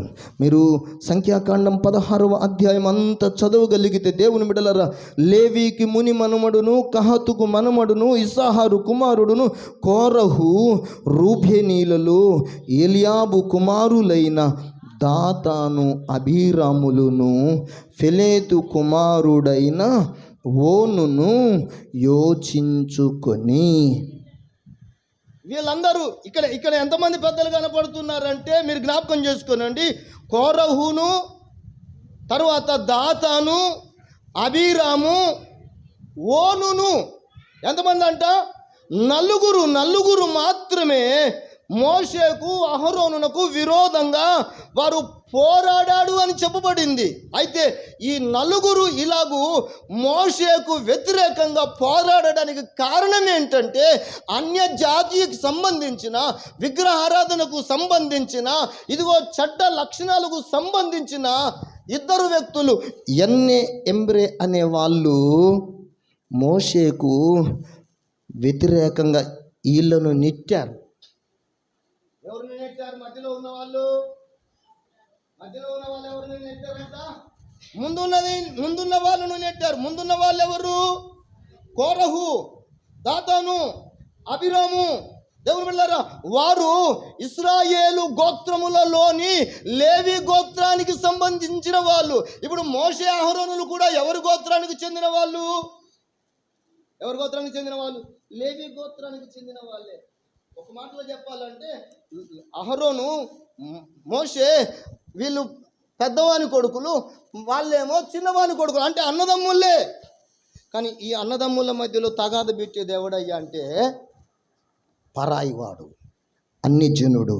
ఆ అన్యజనుడు అలా తగాద పెడితే వీళ్ళేం పిచ్చులుగా, అమాయకులుగా, వీళ్ళు అర్థం చేసుకోలేక నిజమే కదా వాళ్ళు చెప్పింది నిజమే కదా అని వీళ్ళు తగాదాకు వెళ్ళారు. ఆ తగాదాకు వెళ్ళిన కారణాన్ని బట్టి ఆనాడున దేవుని బిడ్డలారా, భూమి నెర్ర విడిచి, భూమి తన నోరు తెరచి వారిని, వారి కుటుంబములను, కోరహు సంబంధులందరినీ, వారి కలిగిన సమస్త సాంపత్యము అంతటిని మృంగివేసెను. మీరు జ్ఞాపకం చేసుకునండి. ఇది అలాగ కోరహు సంతానం అంతా నాశనం కావడానికి కారణం ఏమిటంటే, జీవము కలిగిన దేవుని ప్రజలలోనికి బలవంతంగా జరబడినటువంటి ఈ ఎంబ్రే అనే వాళ్ళు దేవుని సేవకునికి తిరుగుబాటు చేసిన మొదటి గుంపులో ఇదిగో ఈ ఎంబ్రే అనే వాళ్ళు కూడా ఉన్నారు. అందువలననే అక్కడ వారి పతనము జరిగింది. దేవుని బిడ్డలారా, ఇంకను నేను మీకు చెప్పడానికి పరిశుద్ధ బైబిల్ గ్రంథంలో మనం జ్ఞాపకం చేస్తే ఇశ్రాయేలీయులు విగ్రహారాధన చేశారు. ఏం చేశారంట? అది మనం నిర్గమకాండం 32వ అధ్యాయంలో చూస్తే తెలుస్తుంది. అంతకుముందు ఐగుప్తులో అన్ని కష్టాలు పడ్డారు, అన్ని బాధలు పడ్డారు, అంత ఆకలి దప్పికలతో తల్లడిల్లిపోయారు. ఇశ్రాయేలీయులు ఐగుప్తీయుల చేత వెట్టి చాకిరి పనులు చేయించుకుంటే కూడా అన్ని కష్టాలలో విగ్రహారాధన చేయలేదే.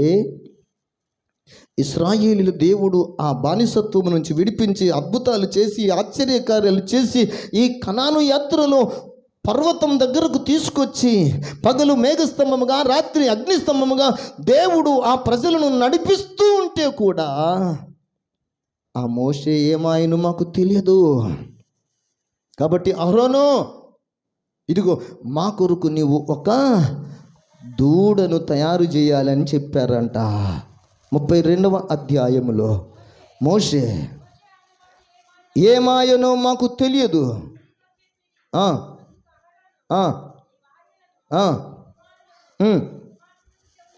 చెవులనున్న బంగారు పోగులను తీసి నా యొద్దకు తెండని వారితో చెప్పగా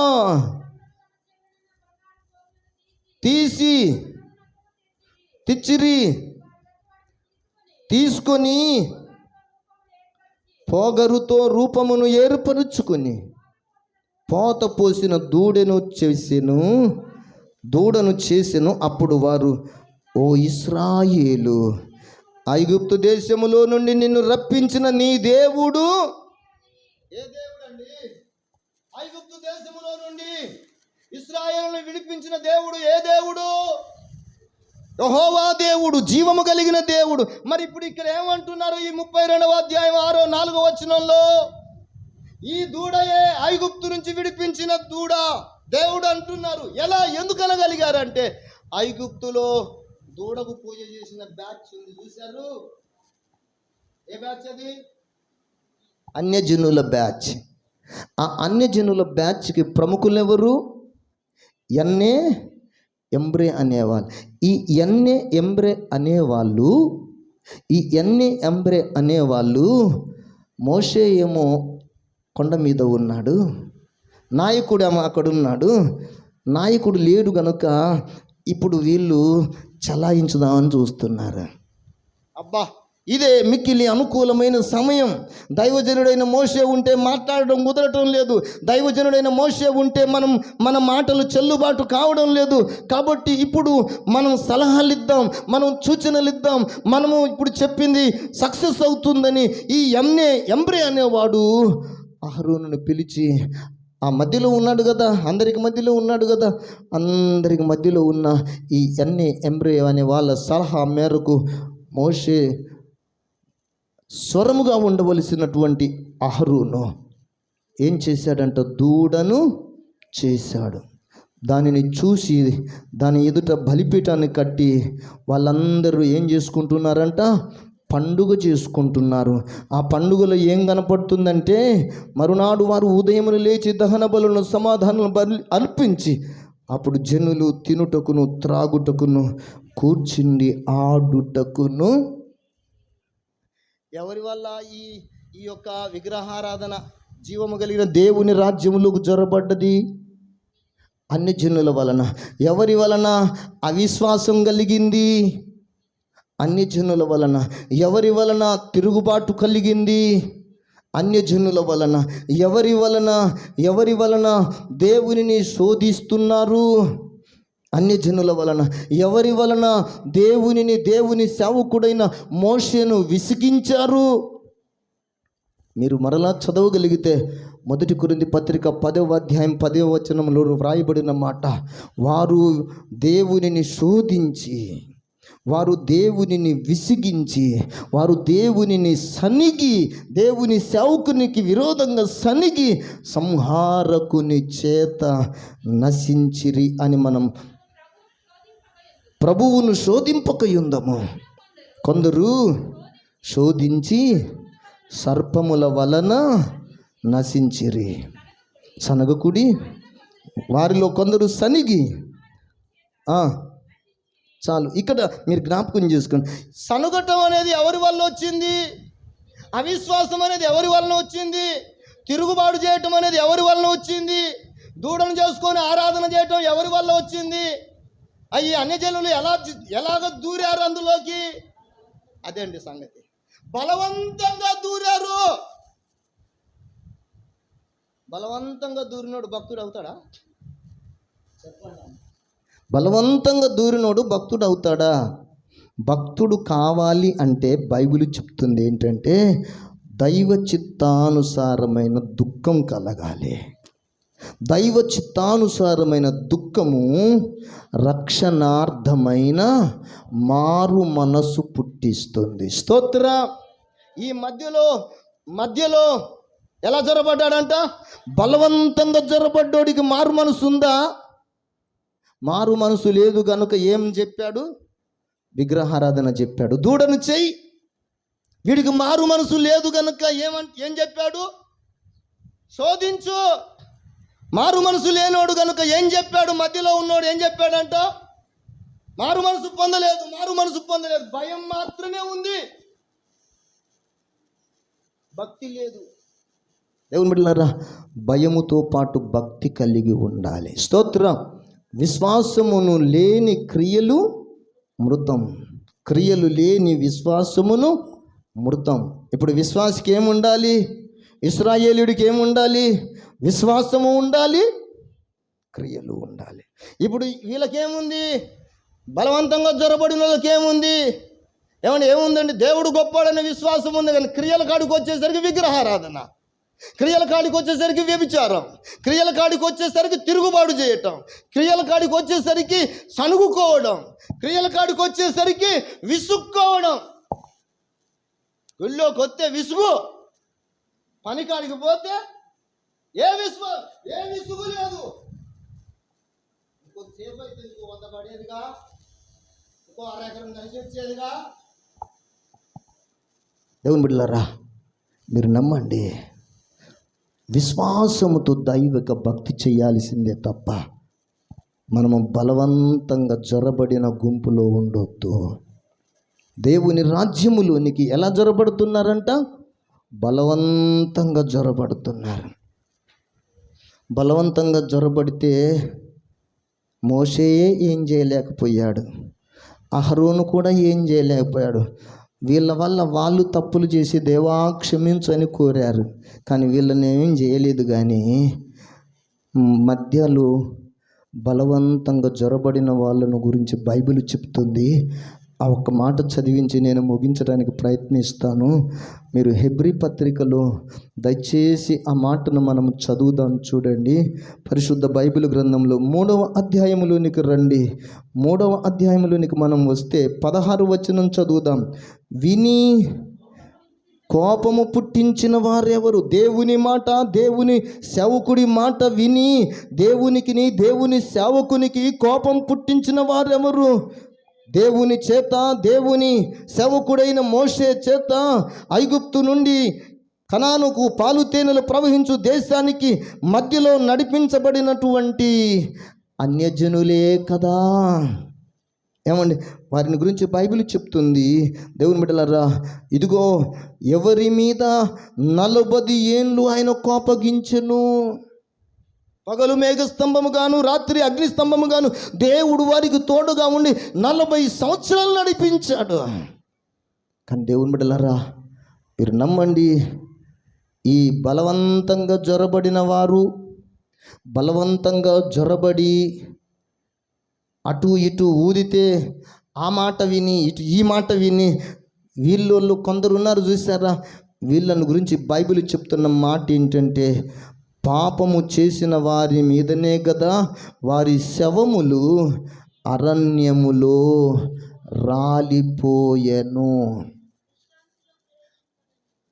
మధ్యలో జొరబడిన వారు ఎలా జొరబడ్డారంట? బలవంతంగా జొరబడ్డారు. ఈ బలవంతంగా జొరబడిన వారి గతి ఏంటంట? అరణ్యములో రాలిపోయారు. మరి రాలిపోకుండా ఉన్నదెవరు? ఏమండి, బలవంతంగా జొరబడ్డ వాళ్ళు అందరూ రాలిపోయారు. మరి ఎవరు రాలిపోలేదంట? ఎవరు రాలిపోలేదంట? ఈ బలవంతంగా జారిపోయిన వాళ్ళల్లో ఏముంది? విగ్రహారాధన ఉంది, తిరుగుబాటు ఉంది, వ్యభిచారం ఉంది, తర్వాత ఇంకా మనం చెప్పుకుంటున్న మాట సనుగుకోవడం ఉంది, విసుక్కోవటం ఉంది. దేవుని బిడ్డలారా, ఇంకా చెప్పకూడని అనేక విషయాలు ఉన్నాయి.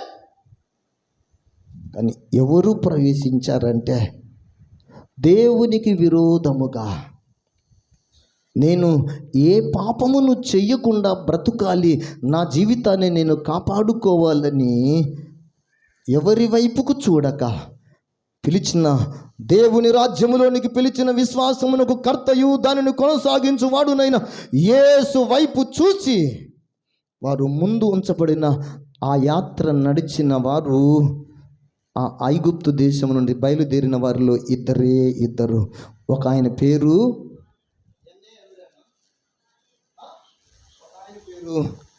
కాలేబు, ఒక ఆయన పేరు యెహోషువ. స్తోత్రం, హల్లెలూయా. నిజంగా ప్రేమించేవాడు, నిజముగా ప్రేమించువాడు కాలేబు యెహోషువల వలె వాడు పరలోక రాజ్యంలో చేరుతాడు. వీళ్ళకు మొదటి నుండి స్థిరమైన విశ్వాసం ఉంది. అందితే కాళ్ళు, అందకపోతే జుట్టు అనుకున్నవాడు విగ్రహారాధన చేసే అన్యజనుడు. దేవుని బిడ్డలారా, అందితే జుట్టు, అందకపోతే కాళ్ళు అనుకున్నవాడు అరణ్యములో యాత్రలో ఆకులు రాలినట్లు రాలిపోతారు. మనము అలాగూ రాలిపోకుండా, మనమందరమును దేవుని రాజ్యములో వాస్తవానికి బలవంతంగానే మనము కూడా మోషేలాగా జొరబడ్డాము. కానీ మనం చెప్పగలిగిన మాట ఒక్కటే, ఏంటో తెలుసా? నిత్య జీవపు మాటలు గలవాడవు నీవే ప్రభువా, నిన్ను విడిచి నేను ఎక్కడికి పోగలను. మనమందరం బలవంతంగా జొరబడ్డాం. నేనైతే ఇంకా ఎక్కువ, నేనైతే మీరు నమ్మండి నమ్మకపోండి, నేనైతే బలవంతంగా సేవలోకి వచ్చా, నేను బలవంతంగా దేవుడిలోకి వచ్చా. బలవంతంగా దేవుడు నన్ను తన రాజ్యానికి వారసునిగా చేసుకున్నాడు. దానికి కృతజ్ఞత ఏంటయ్యా అంటే, నా దేవుని కొరకు నేను పరిశుద్ధంగా బ్రతకాలి. బలవంతంగా వచ్చాను, కానీ ఆ బలవంతంగా దేవుడు నన్ను తీసుకొచ్చి కూర్చోబెట్టిన దేవుడు ఎట్లా అంటాడంటే పరిశుద్ధుడు. ఆయన చెప్పిన మాట ఏంటంటే, నేను పరిశుద్ధుడును గనుక నువ్వు బలవంతంగా వస్తే వచ్చావు, కానీ క్రమంగానే కూర్చోవాలి. ఏం చేయాలంట? క్రమముగానే ఉండాలి, మర్యాదగానే ప్రవర్తించాలి. నువ్వు బలవంతంగానే వచ్చావు, కానీ నా క్రమమును, నా మర్యాదను నువ్వు పాటించు అన్నాడు. అన్ని జనులకు ఏమి లేదంట. వాళ్ళు బలవంతంగా జొరబడ్డారు అన్ని జనులు, కానీ అరణ్యములో ఆకులలాగా రాలిపోయారు. ఈనాడు అన్యజనులమైన మనమందరం మనమందరం అన్యజనులమే కదా. నీకు సమ్మక్క దేవత తెలుసా? సారలమ్మ తెలుసా? మాకు దగ్గరే దేవుని బిడ్డలారా. అది మనకందరికీ అనేక దేవుళ్ళు ఉండగా మనం యేసు దేవుని దగ్గరకు బలవంతంగా వచ్చేసాం, ఇందులోకి జొరబడ్డాం. కానీ ఇందులోకి జొరబడ్డ తరువాత మనమందరం చేయవలసిన పని ఏంటంటే, మన దేవుడు పరిశుద్ధుడు గనక మనము పరిశుద్ధంగా బ్రతకాలి. స్తోత్రం, హల్లెలూయా. నేను జొరబడ్డాను గనుక నేను అటు ఇటు చిమ్ముతా అంటే ఏమైపోతామంట? ఆకులు రాలినట్లు రాలిపోతాం. అంటే పరలోక రాజ్యానికి చోటు ఉండదు. పరలోకంలో నీ పేరు జీవగ్రంథంలో వ్రాయబడి ఉండొచ్చేమో, కానీ ఆ జీవగ్రంథంలో వ్రాయబడిన నీ పేరుకు తగినట్లుగా నువ్వు భూమి మీద ప్రవర్తించాలి. అప్పుడే పరలోక రాజ్య యాత్రలో నువ్వు గమ్యము చేరగలుగుతావు. ఇప్పుడు దేవుడి వాక్యంలో మనం చదువుకున్న మాట, దేవుని వాక్యంలో మనం మొట్టమొదటగా మనము నేర్చుకున్న మాట ఏంటంటే, పరలోక దేవుని రాజ్యములో మనమందరమును బలవంతముగానే జొరబడ్డాం. మోషే కాలములో అన్యజనులు బలవంతంగానే జొరబడ్డారు.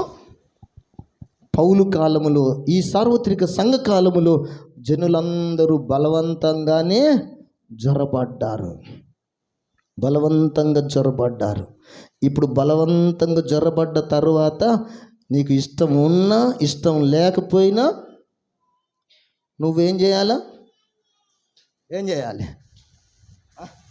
ఇష్టం ఉన్నా ఇష్టం లేకపోయినా పెళ్ళి అయిన తర్వాత ఏం చేయాలి తెలుసు కదా? ఇష్టం ఉన్నా ఇష్టం లేకపోయినా అదే చేయాలి. ఇప్పుడు మనకు ఇష్టం లేకపోయినా ఇష్టం ఉన్నా ఇప్పుడు ఏం చేయాలంటే, పిలువబడ్డాము కనుక దేవునికి మనం ఇష్టల మగుటకు మార్పు చెందుదుమోగాక. సాక్ష్యమిచ్చేదా మన స్వామి యేసు దేవుడు.